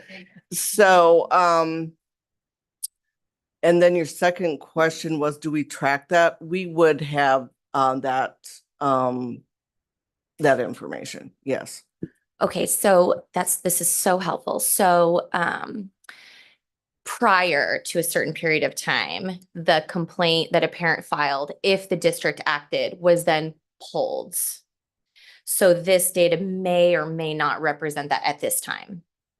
If there was like 20 complaints filed, but then the district acted and 18 were pulled, it wouldn't be reflected in this, or this does reflect any complaints. I believe this data reflects the complaints that were fully investigated. Thank you. I think member Krivickas and then Ms. Glass. Thank you, Vice Chair Clark. Actually, that was one of my questions, was what you just asked, because I'd heard that as well. But I'd be particularly interested to hear from member Magerson and member Glass of the calls that they're getting from people. Because I think to your point, Rory, there are lots of reasons why, especially not wanting to make that aggressive act in a school that apparently hopefully your kids can stay for a long time and have a good relationship. So that's very legit. I know this sounds really silly, but hear me out for a second. This is where I'm talking about messaging and communication. When people, I constantly tell people, unless you're personally affected by disability, you know nothing about this world. None of this language makes sense. So when the person who's new to it or the outside hears the word complaint, I'm going to file a complaint, they think of like the same way you might call the Target corporate office and tell them about a bad experience, that's a complaint. where because I know IDA uses the specific language, they don't know it's this like formal thing. So like if I tell a mom, oh, have you called and have you filed a complaint? They'll say, yeah, I called ADE, and they may talk to constituent services and they think they filed a complaint. They don't know unless you have an attorney, an advocate, or a friend holding your hand that this is what a complaint means. So again, I think this is an example of how can we word things differently? How can we put things on a website differently? I know this is the language that federal law uses, but how can we innovate it? Because I've talked to so many parents who've said they called ADE and complained, but they didn't know that this was what it meant to complain. So. I have a question for raising special kids. Do you guys inform the parent of the complaint system, state complaint system? Yes, that's part of our responsibility. If indeed they want to know about the complaint system, we would explain that. We would also explain facilitated IEP, mediation, all of the options. So when we do get a parent to that point, we do say it's a form. You have to go online and fill it out and those kinds of things. But that is part of our job, that if a parent wants to know about that and has questions about that or further, we're happy to answer any of those. Thank you. And just as a reminder through the chair, I have Ms. Glass, and then I have a follow-up question. I don't really need to go into it, but I was just going to also ask if the data included not just complaints that are withdrawn because of informal resolution, but I know there is an early resolution process, there's mediation, so none of that is reflected if a complaint is resolved. Ms. Chapman? Yeah, so let me just help here and say that the data that I've provided to you are about state complaints. It's not about due process. No, I understand. Yeah, There okay. nevertheless is mediation process that the state offers for state complaints. So if it's resolved at mediation, is that reflected as well? Ms. Chapman? I don't believe so in this data, no. Okay. Yeah, these data are only state complaints. So there's no mediation process as part of a state. Well, maybe in Arizona, there is a mediation process part of state complaints. That would be Yes. different than a lot of states have. Ms. Glass? It is typically offered. If you file a state complaint, the department will say, would you be interested in mediating the state complaint? And then they don't finish the investigation if it's resolved. So I was wondering if this was Mike. Yeah, I'm sorry. I thought it was green. Let me be clear. My understanding of these data are these are fully investigated state complaints that have a report issued at the end of the 45-day timeline. Okay, that's Yeah. very Thanks for the helpful. clarification. Mr. Jefferson? It seems like whether formally or informally, it might make sense just to gather more information on the size of this issue. You know, I have families who come to me. Raising Special Kids is an amazing resource, and they focus on empowering parents. They educate them about the process. In my experience, when parents come and they say, hey, I think there's a concern, they're coaching them on how to resolve it, and they're working on how to be amicable. I've never had an experience where parents came and said, well, the first thing they told me is I should go file a complaint, because that's like the last thing they want. They want the parents to now go back to the school with this new empowerment that you have because you did this training and we provided you this resource. And so then they go back. And again, I think so often, you know, there's a million technical details in the IDEA, and there's a million reasons why somebody might miss a timeline. And I'm not excusing it, because obviously we all want everybody to do things in the fashion that the law said. But I think that sometimes from a lack of information or other reasons, people blow it. Some school districts have great practice and great oversight, and then others don't. Some have individual school sites that are amazing, and then the other school site where directors shake their head and say, what on earth are they doing over there? I just think that this issue, as it relates to what happens before we've got our consent and we've issued our prior written notice and we started testing, that's a very, very gray area. And I think a lot of people play in the gray a lot more than maybe are identified or recognized. Thank you, Mr. Jefferson. I think, Member Krivickas? Sorry, Madam Vice Chair, to Member Jefferson's point, I don't think this data is helpful.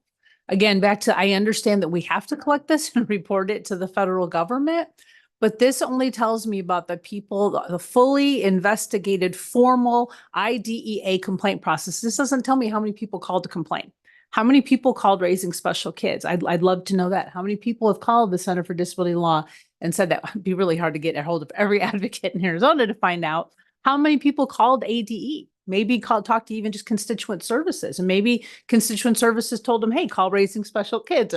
But how many people are calling? That does not tell me the scope of the issue. Okay. Raising Special Kids did collect that data and it was provided, so. Are we referring, just for my own clarification, are we referring to the email that was sent out that had is The email that Chris sent out was information on people who called for evaluation.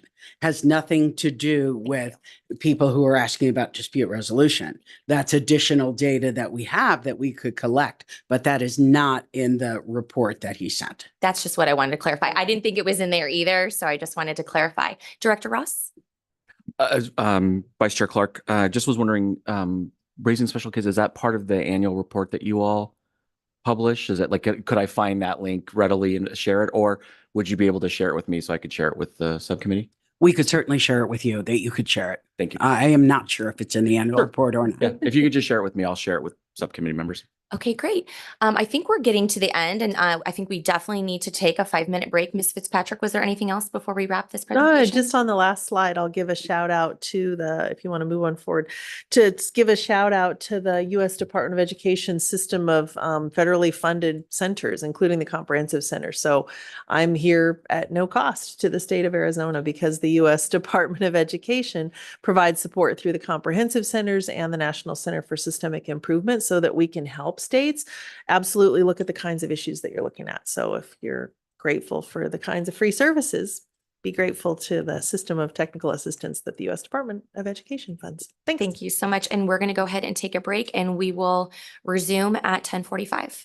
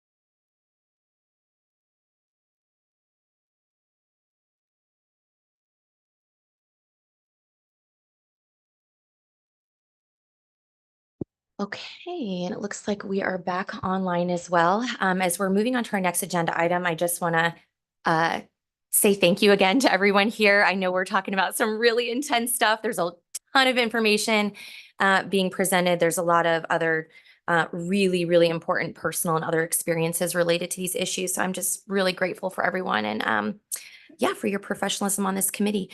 We are going to go ahead and move on to agenda item 3 and Director Ross.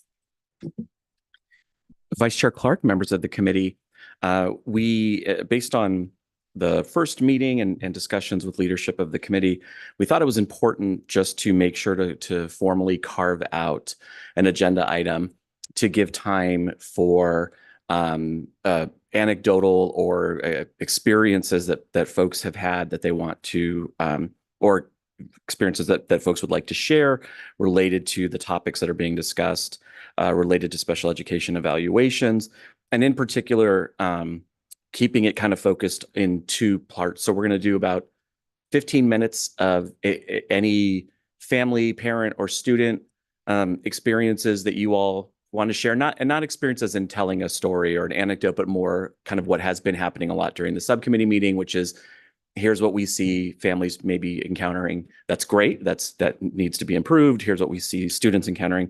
And then we'll do 15 minutes from a school perspective of, hey, we've heard that piece. Here's the school piece on why maybe some of these decisions are made or how they're made.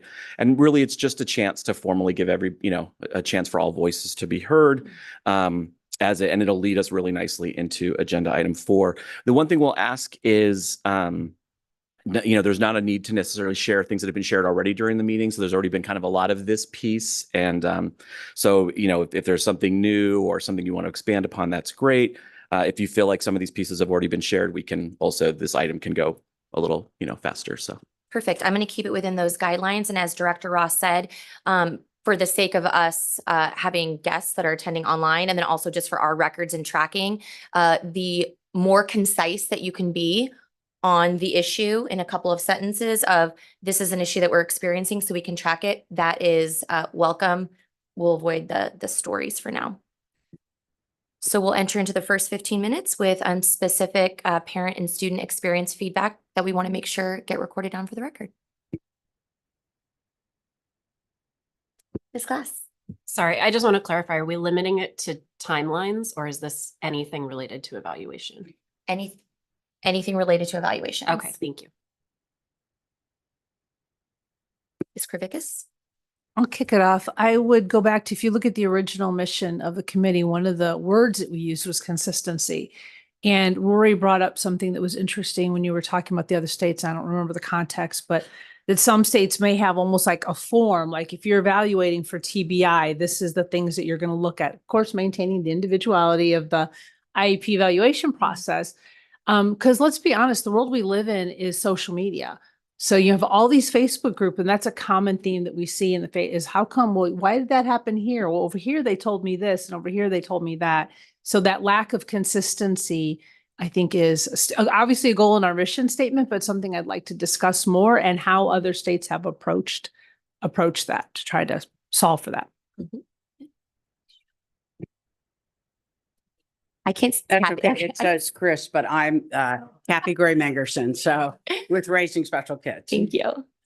I watched knowing I would be here for Chris today, I watched your discussion in December, all of it.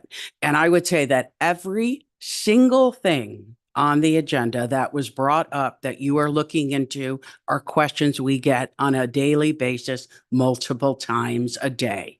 Parents have questions about each and every one of those issues. So I would say that this committee is right on track with looking at all the things that are happening in the state of Arizona. And I know that Chris did send around a document that you've seen, just to let you know in our database how many parents call us about evaluation specific questions, and he broke it down by ages, and he also broke it down by topics. So if you had questions for me about those, I'd be happy to answer those as well. Thank you. Thank you. I'll add to the list and then I'll go over to Mr. Jefferson. The one thing I want to note is the need for transparency or clarity on what the process to request an evaluation looks like if you are not enrolled as an attending student in the public school system. I think that's something that we could do a lot of clarification, transparency around. Mr. Jefferson. I know I offered a lot of feedback at the last meeting, so I'm probably not gonna circle back. A couple of things that have been more prevalent, and that I've actually been dealing with over the last couple of weeks. I do think that non-obvious disabilities pose complexity, especially as it relates to mental health. And I think that's it's not a new thing, but I see it more, and I have to problem solve regularly with even some of you here, because when a student presents and the issue is anxiety or depression or some barrier to school attendance, there is a reluctance or maybe an uneasiness about how do we evaluate that? What does that look like for a student who maybe is really struggling to get to school? And so I think that that was one piece that just was on my mind, and I guess it's very recent that I'm seeing it more and more over the last couple of weeks.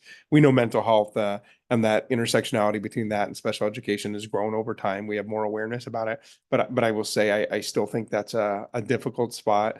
Some of our bigger districts have more resources. They have mental health, clinical level mental health people, so maybe they have more resources to be able to understand it, but I do see a lot of folks struggle. And even as I look at where it's happening now, even in bigger districts that have resources, sometimes it's the individual school site where they don't know. And now this student is maybe not coming to school, or it's very obvious, they've been to school 3 or 4 times in a semester, and they're 8 years old. We're not initiating some of those child find activities because we're just not sure what's our responsibility, especially if it's medical. And I think it's not clear, and I think it leads to some delays for kids. Thank you. Mr. Murphy? And addressing that a little bit as well on the child find piece, what I see occasionally from parents is they tell me a great story about how they finally got together with one teacher, and they were such an advocate for the student, and they said, you have to, you should really go ahead and request an evaluation, and sort of bypassing the child find obligations that the school has, that the staff at the schools sometimes don't know that they have the ability to say, we are proposing an evaluation for the student. We think that we're seeing these troubles, as opposed to saying, I need you to go and write a letter to the school so that we can start this, and they don't feel confident in doing that. And another thing that I see when I'm reviewing files and things of that nature is the screening piece for students who are new to schools. There's a requirement under Arizona law to notify parents within 10 school days of a problem identified on that screening form. And I can count on one hand in 11 years the number of parents who got a screening form result or got notified after that at some point. And usually it's something that I'm finding in the file that they've never heard of, even years beyond, students who are currently eligible or something along those lines. So I think those are some pieces of compliance and education, I think, to the school staff that could be helpful, I think. Ms. Glass? Yeah, I just want to bring up one thing that was brought to my attention from a member of the community after our last meeting. She watched and she said, I loved when you brought up, the need to have ASL interpretation for students who use ASL during the evaluation process. But she said, I hope you'll raise, and so I'm raising it now, the need for psychologists or evaluators who are also familiar with augmentative communication devices for students who use that. So that just, again, going back to the accessibility piece for purposes of evaluating and collecting the most accurate data on a student, so that we're not, testing a deaf student with a verbal IQ test and deciding that they're intellectually disabled when in fact they're just deaf.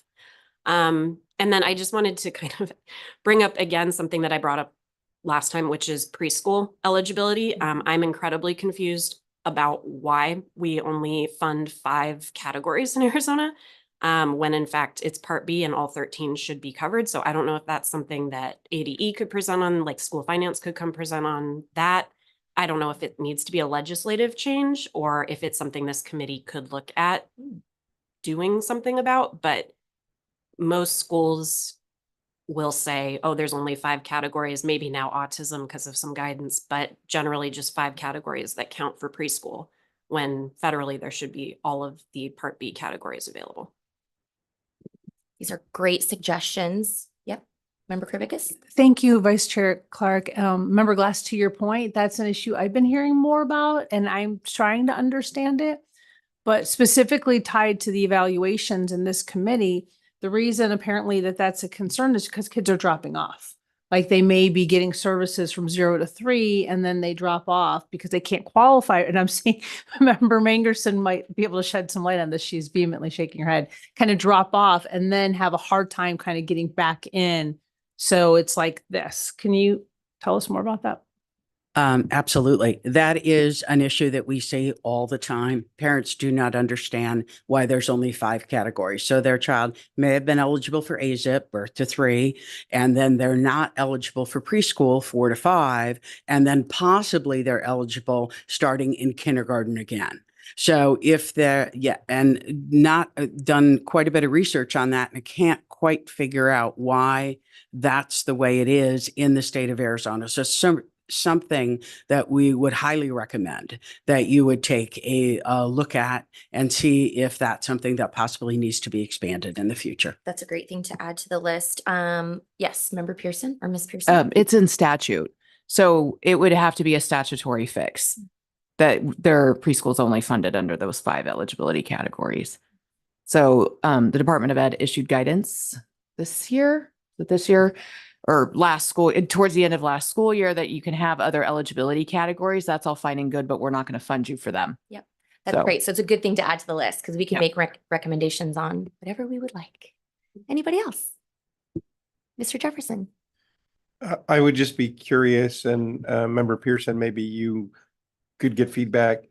Are there districts out there that are now having to roll with this unfunded mandate because they want to support preschoolers that maybe don't fit? I would just be curious. You know, I think sometimes it does get convoluted because there's a expectation that we do these different things that are encapsulated in the federal law, but we may or may not have state law or funding that supports them. I'd just be curious if there are people out there who are having to somehow still provide above and beyond. Yeah, Ms. Pearson. I actually haven't seen the issue of kids rolling up from AZIP or DDD and not being eligible. Because there's only one, like preschool severe delay is really the only one that can't like carry over. But most of our kids that have autism are captured under that severe preschool delay. So I haven't actually seen that issue come up. And so what I've seen people doing is they do the preschool eligibility and then they can do the other eligibilities as secondary. But I haven't seen the problem of, nope, they're not eligible, but then they're going to be eligible when they hit kindergarten because there's a wider variety of options. But I don't see everything, obviously. Thank you very much. Ms. Mangerson? I think also the other issue is with it being in statute, because it's so limited, there are probably some children that would qualify for preschool services. But for example, under developmental delay, maybe there are only 1.5 to 2 standard deviations in one area instead of 2. And so I think that if that could be expanded so that there might be a few more of the categories that could be in, because there are children that need the extra help but can't meet the specific definitions, especially for developmental delay. Certainly could never meet preschool severe delay, but couldn't meet developmental delay, and then they just aren't eligible for developmental preschool. And now those couple of years where they could be getting services, they're not, and so the school is now serving them at kindergarten on. But what did we miss as a state? Could we have been getting more children into developmental preschool who clearly have issues but don't meet the exact definitions of the categories? Ms. Pearson? Well, and I am also a parent of a child with disability, so I can legitimately speak in both 15-minute sections of this process. But I will, as Matt said. I do agree with Amanda, though. I don't understand why we don't fund all 13 categories of eligibility for preschool. I do think it is a miss that we have here in the state of Arizona. There is case law out of the Ninth Circuit that says autism eligibility matters because the early intervention with autism is extraordinarily important. And the way you intervene with autism is different sometimes than what you do with other disabilities. And so, I think it does need to get changed legislatively. And to the extent that this group is able to do anything about it, that would be great. But I do think it's a miss. And it leaves school districts' hands tied. Ms. Glass wants to respond to that, and then I'll circle back to you, Member Kravickas. Yeah, no, thank you. I appreciate that. And I wasn't sure if this was the right forum for it, but wanted to bring it up because and I'll just share like specific context for where it's come up for one of my clients. So I had a kiddo who did qualify under AZIP up to 3. She didn't have an autism diagnosis, but had extreme behaviors, emotional disabilities, did have other diagnoses, and then ended up at age 5 when she came into school qualifying under OHI. So she just missed ages 3 to 5, and OHI is not funded. So, and I'm in agreement with you that the funding piece of it does not make sense, ties the hands of schools. I think the reality is that schools function, many schools, not all, I'm sure, but many schools function and staff function under the assumption these are the 5 categories. We can't look at the other ones, even though legally they should be looking at all of them, whether they're funded or not. They present it to parents as no, the kiddo doesn't qualify because none of these 5 categories apply. So they're not presenting it as, well, they might qualify under OHI, but we're not funded for that. So, thank you, Ms. Glass. Member Kravickas. Thank you, Madam Vice Chair. Thank you, members Pearson, Glass. I think those, and New Anderson, those are a great summary. So at the risk of adding to Member Chapman's to-do list, to me, the legal question, because obviously we know it's in statute, to Member Pearson's point, we know it's would cost money. So we know that's a whole separate debate, is financial impact. But the question I got specifically from an advocate was, how does Arizona legally do this when Group B, to your original point, is supposed to be all 13? So that's the kind of question I would love to start with is there some, I don't want to say loophole, but is there some, where's the provision that's allowing us to do this? Because I'm sure there's a good reason we did it back in the day 20 years ago, but we know things have changed, and I'm being gracious. Maybe there's a good reason. Maybe it was just money. We don't know, but there's usually a story behind every statute is what I say. There's always a story. So I think that would be a really great first place to see. And, are other states doing the same thing? Thank you.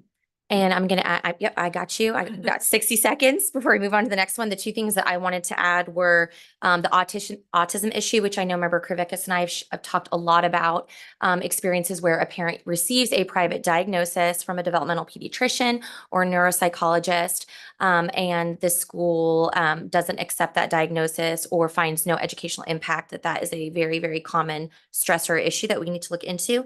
And then the last one, which I know Ms. Chapman already knows is a big thing for me, is the dyslexia piece, the confusion for the parent, that when they come and say, I think my child's dyslexic, or I have a family history of dyslexia, can you evaluate for dyslexia? And that the response is often no. We know that around this table, that it's in a different category of SLD of reading, but there's a lot of confusion for parents, even with recent laws and funding and statutes for dyslexia screening. So that's something I think we could add to the list to look into. 30 seconds. Anyone want to add one more thing before we move on to hearing feedback from the schools? Okay, we're going to go ahead and wrap that section then. Want to move into some time where the schools have some opportunity to really share about what they're experiencing on their side, so that we can gather a list on that as well. Mr. Grace? I think I would just first start by saying, please fund all preschool categories. We would love to have every preschool student as early as possible. And please also fund full day kindergarten so that we can actually provide all the support that we need for those kids early on. That's not my only thing though, but I agree. Just the one thing I would say as we work through this, and it sort of aligns to something I said earlier, is I'm not sure that a lack of consistency should be addressed through overregulation. That it should be addressed, and I appreciate that we started with compliance and monitoring. Because bad actors, clearly regulations are not changing their behavior.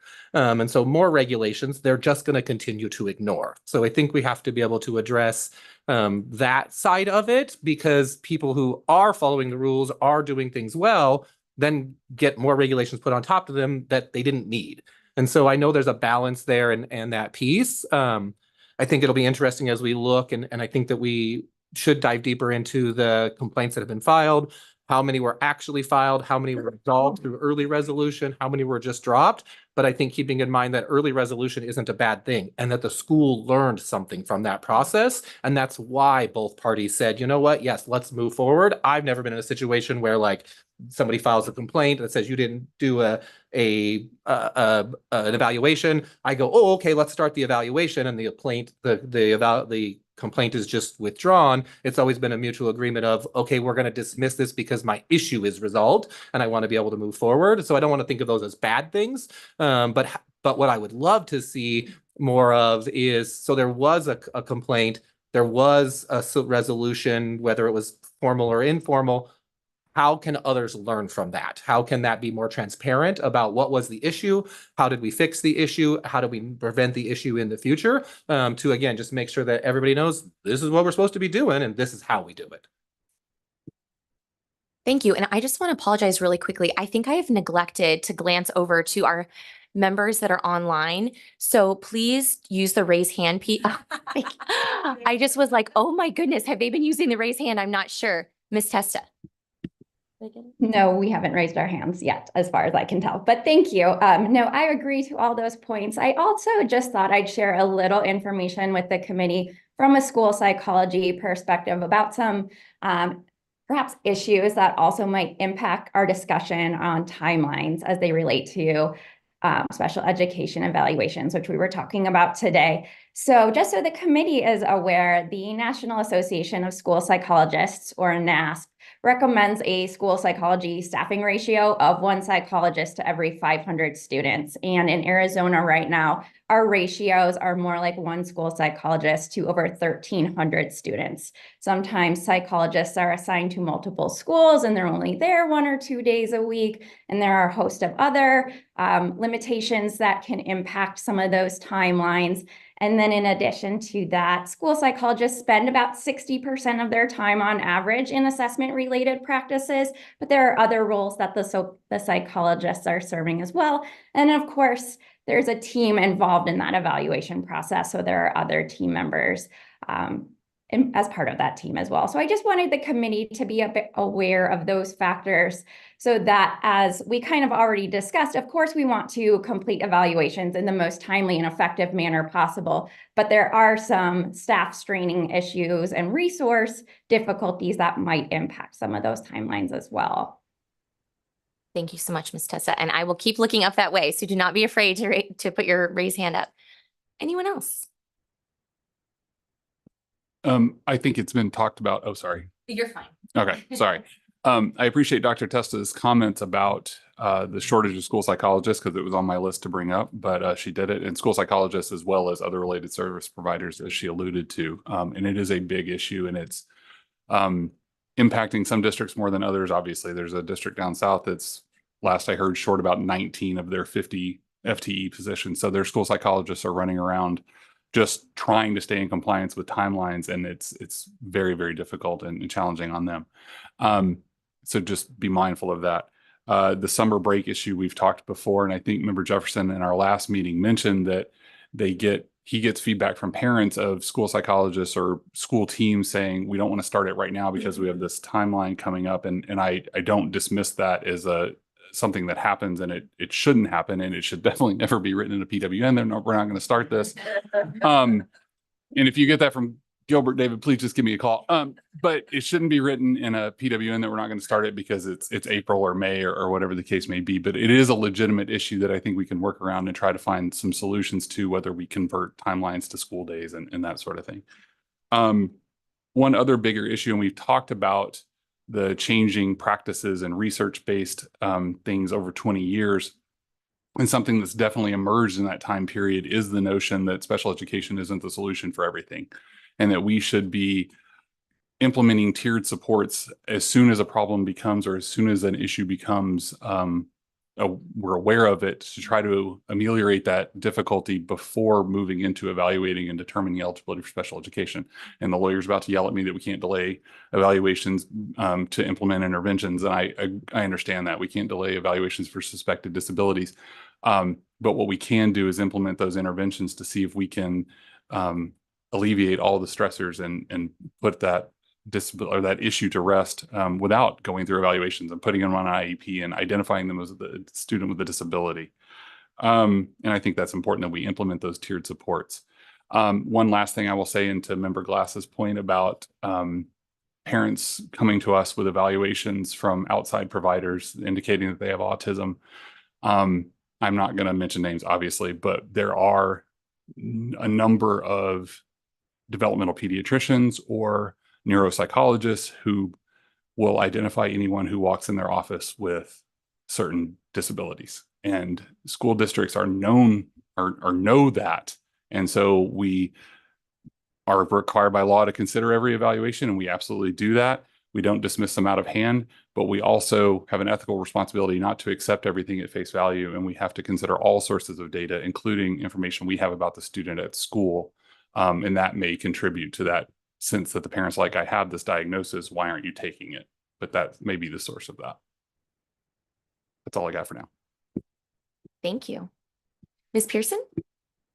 To Dr. Moix's point about the tiered systems of support, one of the things that we are seeing is a big influx of referrals for special education for kindergarteners because of behavior. And I don't know what has happened. I have theories, but it has been a lot. And when in reality, we have children who just haven't been in school, who don't know how to be students. And if we were not jumping that gun and doing that referral, because we have kindergartners being made eligible as children with emotional disabilities, and once supports are put into place, they're fine. And so there is that kind of give and take of, we do need to be trying some of these interventions and supports. We shouldn't be jumping the gun and making these referrals right away just because a child is struggling with behavior. And we get it from our end a lot. I mean, I have these conversations a lot with school staff.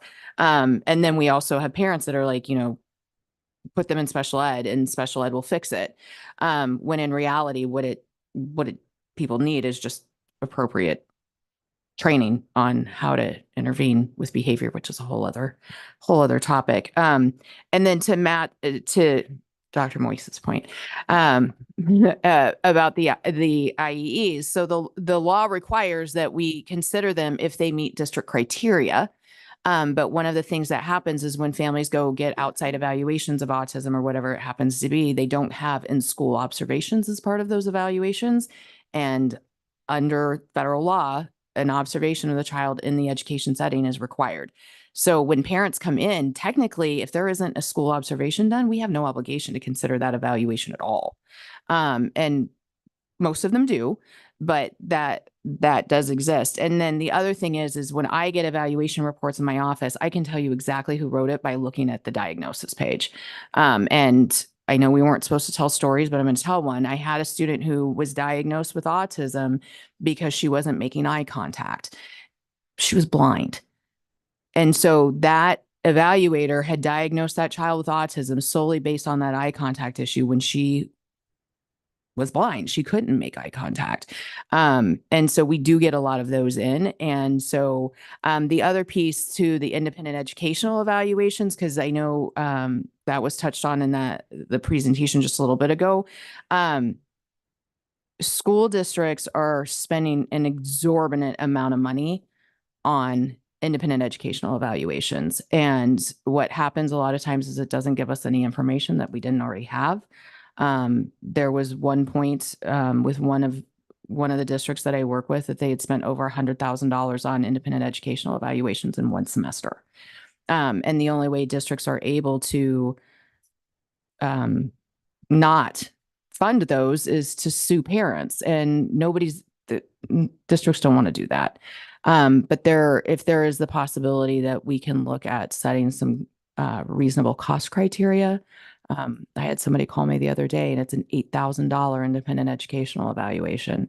And yeah, so if part of what we do is looking at setting reasonable cost criteria for those independent educational evaluations, I think that would be something that would be helpful. Got a few more minutes. Other comments? Mr. Jefferson?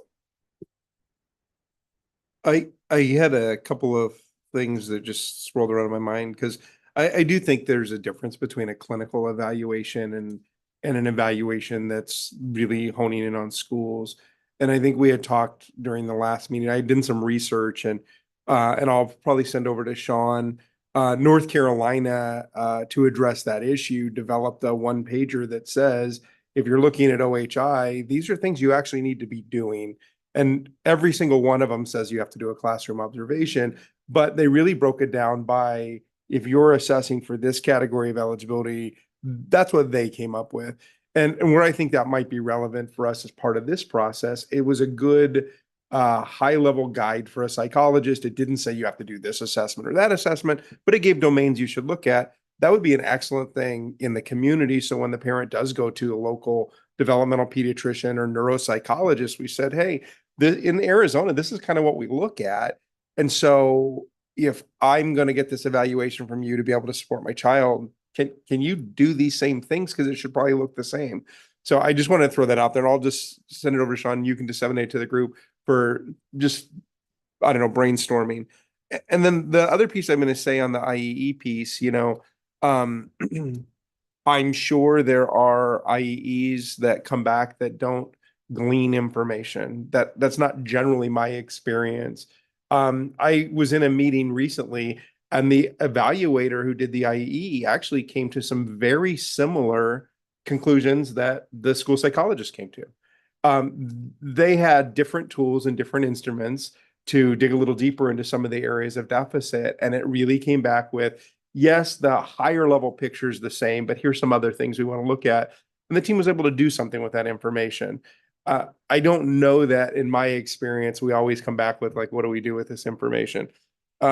Regarding cost criteria, I will say, what's the reason why that one district needed $100,000 in IE requests? Like, what was going on from a relationship standpoint between parents and schools where we weren't able to come to a place where you felt like I, as your psychologist, am invested and care about your kid? Because there's a breakdown.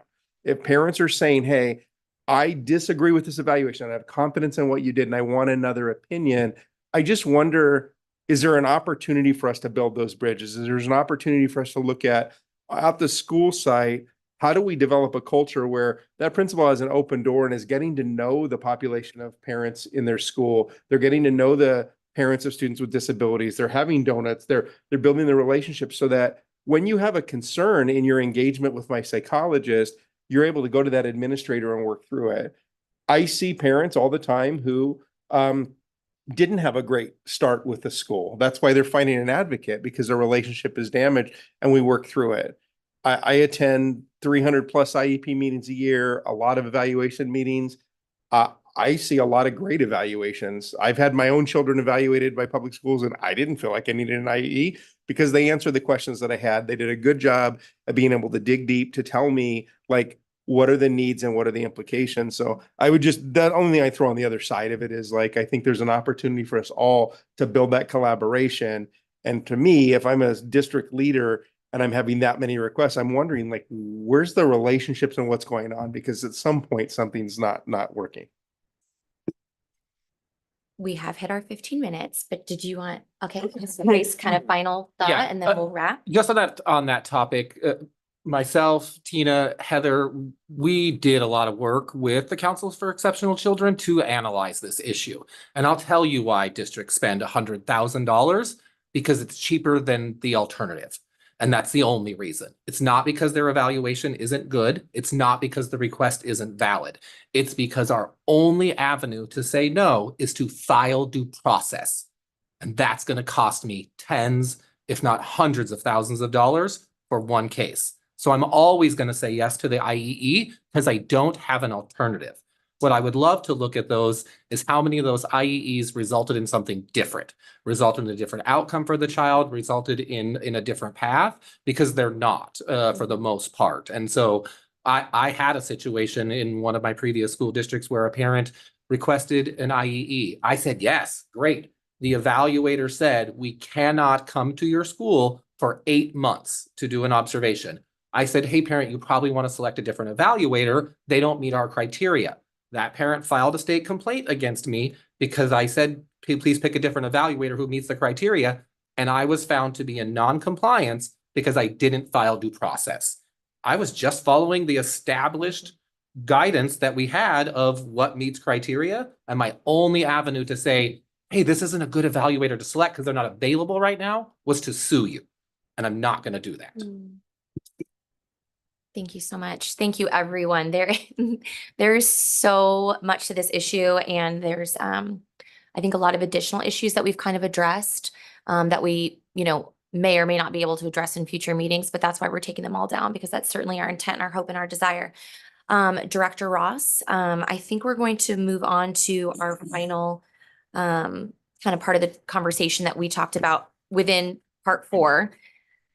And I might need you to help me remember, but we thought that we could use this next part of agenda item 4 to specifically look at and kind of brainstorm and discuss things specifically related to 3 things. The 15-day issue that kind of got brought up, that it seems like we're all very interested in, and then also, I'm just going to do it to the 2, actually, the 15-day and then the summer issue. So I want to open it up for a little bit of conversation. Director Ross, 15 minutes, I think would be acceptable based on our time. Yeah. Vice Chair Clark, that's absolutely fine. I am taking notes. And so just to make the subcommittee aware, during this section in particular, board staff will gather notes on proposed ideas, solutions, things that may need further investigation, things that we can come back and bring back to you all in a more formal manner at the next meeting. And so we will be gathering those notes and those ideas as we go. Thank you. So we're going to focus in right now for the next 15 minutes kind of on those 2 issues and things we want to discuss or recommend so that we can look into them deeper for the next meeting. The 15-day issue related to the school days, it being 15 school days. And that shift. And then the summer issue, where if you are requesting an evaluation, but there's only 3 days left of the school, that a child is, for various reasons that we've all discussed, not getting evaluated, for somewhere around 3 months. So ideas, suggestions, things we want to look at related to that. Member Krivickas. Thank you. To Member Jefferson's point about the relationships, that's critical. So I had a friend who had that summer issue, and she was transferring to a school, and it was a last minute transfer. So it really was 2 weeks before the summer started. But I will say that the school did an amazing job of just scheduling a meeting with 2 people from the school with the mom, and just said, okay, unfortunately we don't have staff, and laid out the issue, but what can we address for you right now? What are the biggest concerns you have? And just kind of, I always call it talking mom off the ledge, right? And I think sometimes, and maybe it's a guidance question, there appears to be a fear of school personnel to have any meeting with a parent of a child with a disability that's not an IEP meeting. And I always tell people, she's still just a student. I should be able to have a parent-teacher conference or a principal or a meeting with my principal without having a formal IEP. And I think if it was really clear that that is possible, I think it would help build that relationship issue that Member Jefferson talked, because my friends were literally was off the ledge. Like, okay, I'm good. I really wish I had the evaluation, but she had some of the answers of literally what's going to happen on day 1 type stuff that helped her literally relax over the summer. But I've heard from schools and from other friends that, well, we don't have time to schedule an IEP meeting. I'm like, I just want to talk to the teacher, the principal, that's all. So, and I don't know if that's maybe a guidance issue that can clarify that. Mr. Jefferson? I'm so sorry. I have an important clarification question, because you're talking about IEP meetings. Are you talking about the evaluation process, or are you talking about a student who's already eligible for special education? I think it's germane to your discussion. Yeah, thank you for that question. I'm talking about the fear of even talking to a parent of a student or potential student without disability without it being a really formal setting. Like we can't just have can't just meet with the teacher, can't just meet with the principal. And we are talking about in the initial evaluation piece. Mr. Jefferson. I just wanted to share an experience that parallels with that. I had what was probably one of the best meetings I've had last summer with the team, and I'll even say it with the team from Mesa. It was so collaborative because the parent had a evaluation concern and we ran into this specific issue, and it was collaborative, and it was all of their lead people because most of their other people weren't on contract, but it was amazing. And the parent walked away saying, I'm totally good that we're not going to initiate the evaluation now, but I know that you folks you're going to work with your team when they return, and we're going to have a plan in place. And it was great. And it didn't have to be contentious, and it didn't have to be anything. Could the parent have said, well, wait a minute, we're at this date, like, you should have done something XYZ because I sent this email. Sure. But at the end of the day, if the outcome for that parent was, I just want to feel comfortable that there's a plan. I want to feel comfortable that next year is going to be the year things are going to go good. So I think to your point, Member Kervikas, it is important that we can approach things formally and informally. On the other side of it, I will say that some schools love to approach things informally. Some schools love to keep everything informal, and we never actually get to the point where we give parents procedural safeguards, explain to them that, hey, when you called and you said you wanted special education, that's actually your request for an evaluation. So I think there's multiple facets to it. At the end of the day, when I'm thinking about problem solving this issue about that first 15 days, maybe it is quantifying, like if the request comes before 60 days in the school year, we could do X, Y, Z. Like, I don't want school psychologists to have any more stress than they already have. We have all of these preschoolers who are transitioning to kindergarten. So the end of the year is a tough time for everybody. But there has to be a solution that leads us towards a different outcome, because if the pressure that the psychologist is facing is leading to say, it's April and all my spots are full and we just can't help. We literally had a student who maybe didn't get any needs met in April and May. We didn't really have that robust discussion, because to me, half of the benefit of the MET meeting is the discussion about where's your kid really at? Hey, teacher, what are you seeing? What are you seeing? Oh, wow. Hey, you know what? I'm the school psychologist. Let me suggest some things we can do right now. There's things we can do, whether we have the IEP completed or not, whether we've done the MET or not. There's a lot of great interventions. And by not having the discussion, by not engaging in the dialogue, we miss out on that opportunity. I've got Dr. Moix, Dr. Spencer, Mr. Kreis, Dr. Moix. So to Member Jefferson's point, I'm probably one of those psychs that likes to keep everything informal to a fault. But what I was going to say is there's conflicting pressures. There's that desire to keep it informal and just meet with the parents and solve the problem and take care of the issue. But then you have the other side, which is all the procedural requirements. So the school psych and other related service providers are put in this difficult juxtaposition where you're getting pressure from both sides to try to maintain compliance, which often lends itself to a formal, stilted communication style, while also meeting the needs of the student and the family, which nobody goes into school psychology with, I want to spend more time doing paperwork and less time meeting the needs of children. And so they have those conflicting roles. And so then the timelines are pressuring. And so that's the pressure they're feeling. I think there's got to be some sort of balance. And I think one of the things we could look at, to Member Jefferson's point about the summer issue, is if we converted things to 10, this doesn't touch the 15 school day issue, which I think is important for a variety of reasons. But when we're talking about consent and then moving forward, if we switch to school days, I don't think school psychologists would have the pressure in, May 2nd to go, I would only have, 25 days before the school's out. I don't want to start an evaluation now because then it's going to bleed into June. I don't have enough meeting slots, whatever. But if you got consent in that early in May, you could then get information from the team that knows the child right now, but not have the pressure to get everything wrapped up. So you could gather information, start the process, your clock stops on June 1st, whatever it is, and then starts back up at the first day of school. You could finish the evaluation again with people that are working with the student, and then develop an IEP for the plan moving forward. So. Thank you, Dr. Spencer. I just wanted to ask a clarifying question on the word guidance, and I don't know if this is for Member Kravickas or another member.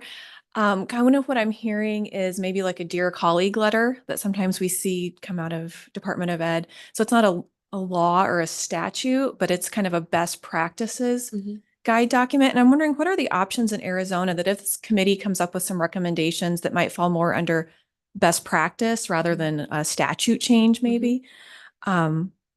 What could the result of that be here in Arizona as far as a guidance document, dear colleague letter? How does that work specifically for us as our options as this committee? Great question, Director Ross. Vice Chair Clark, Dr. Spencer. So even in the creation of the committee, there are sort of three, and there are more than three, but there are three sort of most likely potential outcomes where the committee, and as a reminder, subcommittees make recommendations. Those recommendations go to the board for a formal vote. So the recommendations, we sort of predicted would fall into three spaces. One would be recommendation for rule changes, so that'd be at the policy level, and that would go to the board oversees rule changes. Recommendations for legislative changes, so those would be taken to the legislature, and then recommendations for increased, changed guidance, which would fall to the department. And the department has been an unbelievably wonderful collaborator in being open to that possibility. So those three are all, and there's more than that, but those are probably the three clearest lanes on the table available to the committee. And I would predict the final recommendations of this committee will probably have a mix of those three. Yes. Thank you. That's really helpful. I really do like the idea of it being clear and maybe just given permission that you could have informal meetings with parents, speaking to Dr. Moyk's comment about sometimes stilted conversations out of fear of making a misstep or doing something that's inappropriate. I think possibly some guidelines on, some example scenarios of when this would require a PWN or a meeting notice, and when this is just a conversation amongst a school team, having a conversation with a parent to be flexible and adaptable, but not feel like we're at risk of making a legal misstep. I think practitioners would really value that for sure. Thank you. I'll get you right after this. And then Pearson too. One of the things I want to add to the list, I really want to figure out a solution to this summer issue that we all feel great about. I don't know if we can do that, but I want to work towards that. So I would love, Director Ross, if there's opportunity for a few things. One, can we get more information and more data from states that do summer evaluations and what that looks like? How much does that cost? What are they doing? Is it in the rule? There may not be data on that, but I would love for us to just take a look. And then two, if there are districts we know that have come up with innovative solutions. I know I mentioned Dr. Hagerman earlier, that have come up with innovative solutions where they're finding ways to do it anyway. Would love to take a look at that. And even the costs associated with that. We shouldn't be afraid to say, this is what we all want, but this is actually what that might end up costing. And a recommendation could be X, Y, and Z related to that. So I don't think that we should be afraid to look into those things. Would love to look in those two issues. Let's see, Member Kravickas, and this. Thank you, Madam Vice Chair. One thing that struck me by the incredible data that Rory presented to us is the variation of all the states. I always know, we all know that states do things differently if you're involved in education, but it struck me how much, especially when I assumed federal law was probably the consistent part. So what I'm leading to is I think part of what we can do as a committee is be innovative. I feel like we have a lot more space, honestly, than I thought we did coming into this meeting. And I'm thinking about Member Pearson's point about even the uniqueness of Arizona's, I don't know if it's in statute or regulation, of the meeting membership issue that you brought up. Is that unique to us? Are there, even looking at that, how can we be innovative to address the issue, but also make it easier on the school districts and charter schools as well? Thank you, Ms. Pearson. Did I miss you, Ms. Chapman? Chapman. Oh, Yeah. okay. I'm Did sorry. you have a question? No, you. Oh, okay. There we go. Sorry about that. The federal law does require the 60 days. That's 60 calendar days. So I'm a little hesitant to, it doesn't say except for summers. And so my concern is for the child in that if they needed an evaluation, the school days could really move that down 4 to 6 months. And that's not good. That's not what's best for the child. And we know that and we agree. I also know what the schools are up against as well. So just think about maybe, and I don't know if this would be in line with IDEA, I believe it would, and maybe that we could keep the calendar days, keep the 15 school days, or I wouldn't make that school days, but have an exception if the parents agreed to wait until school started or something like that. Thank you for that suggestion, Ms. Pearson. Did I? So I had a couple things to touch on. So, the reds or roads or met ones or whatever, people call that first meeting, because everybody calls it something different. One of the issues that we run into is I did have a complaint go through dispute resolution a couple years ago where the team had sat down to have a conversation with the family. They didn't call it a review of existing data meeting, but they sat down, made determinations, ultimately decided not to evaluate, and the parent filed a compliance complaint with the Department of Ed. And the Department of Ed said, even though you didn't call it a review of existing data meeting, it's kind of the duck theory. If it walks like a duck and talks like a duck, it's a duck. And so the Department of Ed took that position and said, you start the review of existing data process, which you did by sitting down with the family and this group of people. And that is the beginning of an evaluation. And that process ends one of two ways: a determination regarding eligibility or moving forward with collecting further data. If the team says, okay, we've done this review of existing data meeting, we've all sat down, we've shared information, and we've made a determination that your child isn't eligible, then that entitles the parent to an independent educational evaluation. And so that finding has really limited districts in their ability to sit down and just have conversations with families with the relevant people. Because if a parent sends a request, we sit down and have a meeting, and you've got the school psychologist there and the parent there and this and that and the other thing, that has been looked at by the Department of Ed as a review of existing data, even if the district wasn't intending it to be that way. So that is one of those things that kind of hamstrings us in our ability to communicate with families and just kind of have those conversations and get the right people in the room. The other piece on kind of the best practices and that, we have ADE puts out ASTAS documents and they're great, but people don't know they exist. And so the people that district level people, they know, coordinators, they know, but the people whose feet are in the buildings and working classrooms and doing those kinds of things, they don't know. And the other problem we have is that we can't get them to train them. And so there was a period of time where ADE was making trainings available. And so when I had a client ask about that, and they were told, like, no, we don't do that. So I don't know if that's something that is possible that we can incorporate into recommendations, but we are really struggling just as districts to get staff who are working in the buildings trained. And they're not coming out of the education programs with this kind of compliance knowledge,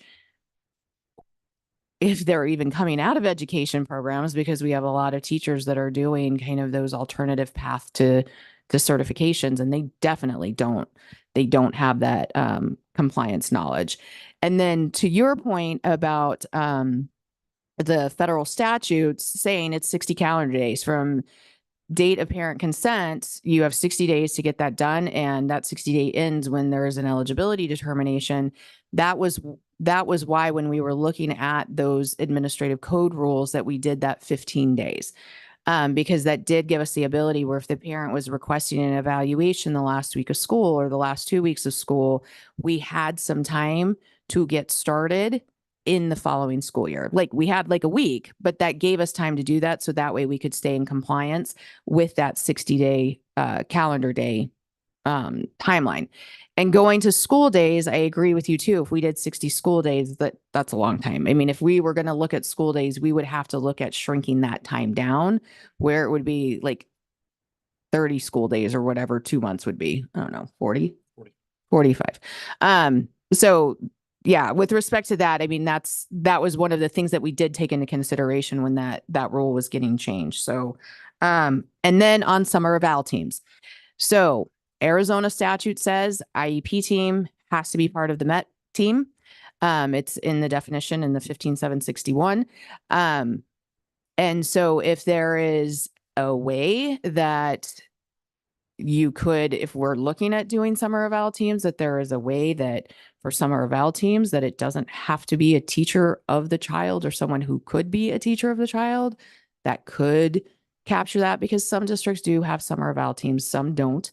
And we are super short on school psychologists, and they only get 6 weeks off now. Like, the idea that summer is 3 months long is long gone. A lot of the districts, especially in the East Valley, are on that modified year round. And so they get 6 weeks off. And they don't want to spend it working. So, but if we're going to make that summer eval team option available, there's got to be some flexibility in how it's monitored. If a parent went and filed a complaint and said they didn't have a full team there, we would be found out of compliance if it wasn't a teacher at that grade level at that child's school or somebody who had previously taught the teacher or taught the student. So some flexibility with that could address that concern. Thank you. We're over our time, but I've got Mr. Crace and then Ms. Mangerson, and then we'll wrap this. I'll be super quick because Heather said everything that was on my brain with it's only informal till it's not. And when it's not informal, it is the school who is held accountable that you should have known and done better. It's not the parent to say, oh, well, you guys agreed, and so it's fine. I just want to clarify, and Heather clarified at the end there too, we do summer evals. Most schools do summer evals. This was only about requests that were in the last 15 days of the school year. So plenty of summer evals still happening. It was literally just this 3-week window to put us to stop that request from being started. So requests that are at the 16 days before school, move forward, and you're going to be evaluating in the summer because there's no way you're going to get it done in the next 15 days. So it is truly just those last 3 weeks of school of a request. Thank you for clarifying. And yes, that is exactly what we are talking about, is requests that are made and the change from 15 calendar days to school days. Ms. Mangerson. And my last point about parents, you all know I agree with everything. They certainly don't understand the pressure you're under or the deadlines, but what their child is not doing well. And they've been told that special ed evaluation is what they should be doing. And if the team agrees, whether it gets done in the summer, hopefully there are things you can do or add to that. I think it's more important just to let the parent know this is what we're going to do. So if we can't do it in the summer, then we're going to do it the first week of school. Or by this date, you'll have this, or the information needs to be given to the parent so they don't feel hopeless that, oh, well, we don't do evaluations in the summer and you asked too late. Sorry, ask us again in August. There needs to be something in between there. And to that kind of final point, that is why we're all here. We can recommend that. We can recommend something else. We can come up with other innovative ideas. That's the whole purpose and goal of this committee, is for us to be talking through all these things, talking through all the challenges, and then come together for some recommendations. Director Ross, I think that we are moving on to agenda item number 5, a summary of current events and future meetings. Thank you, Vice Chair Clark, members of the subcommittee. The next subcommittee meeting will be Thursday, March 7th at 9 a.m. in this boardroom. I apologize for the confusion about the location. We originally couldn't get the boardroom, then we could. And so, but we do have the boardroom booked for the meeting on the 7th. As always, there is an option to attend virtually if in-person attendance is an issue. And please feel free to reach out with any questions. Member Jefferson, I see that I got your email with the document. I'll send that out to the subcommittee members and before the next meeting. Okay, so with that, I'm going to go ahead and adjourn the meeting. Yes, Director Ross? I can just, okay. I'm going to go ahead and adjourn the meeting today. Oh, sorry. Yes, Ms. Fitzpatrick. Yeah, so sorry. I just want to say one thing because I've been really appreciating the conversation that you're having. And I think there's a few things that are coming to me. One of them is some of what you've talked about is a local capacity implementation issue. And I want to urge you to be thoughtful about the role of your group in creating state level policy, right? So I think we just need to be careful about over-regulating across all the districts for some places where you've got a lot of local variability. And some of the challenge here too is that the more that, that you expect your state Department of Education to engage in monitoring and compliance activities, the less time they have to be providing good technical assistance and best practices documents and doing the kinds of trainings that you're talking about. To do this work well really requires, in my opinion, having seen states across the country, a strong collaboration with state departments of education and local school districts, and in particular, special ed directors. And you've got one of those on your committee, or maybe two. Yeah. I'm like trying to read. I can't see the titles, but you know, like I just want you to be thoughtful about what needs a regulation, what needs, you know, professional development and capacity building, and where the onus of leadership is best served for some of the capacity building efforts, just as we think about what policies to recommend. Thank you for slowing me down on that. I'm actually going to let Mr. Jefferson make a comment. And then I did have one more question, Director Ross, I wanted you to address on public comment. Mr. Jefferson. The only thing I wanted to clarify, and I'm probably, I don't know, I mean, I think probably ACDL, Raising Special Kids, Mr. Murphy, maybe I work with every district and charter. In a year, I probably work with 50, 60 different entities.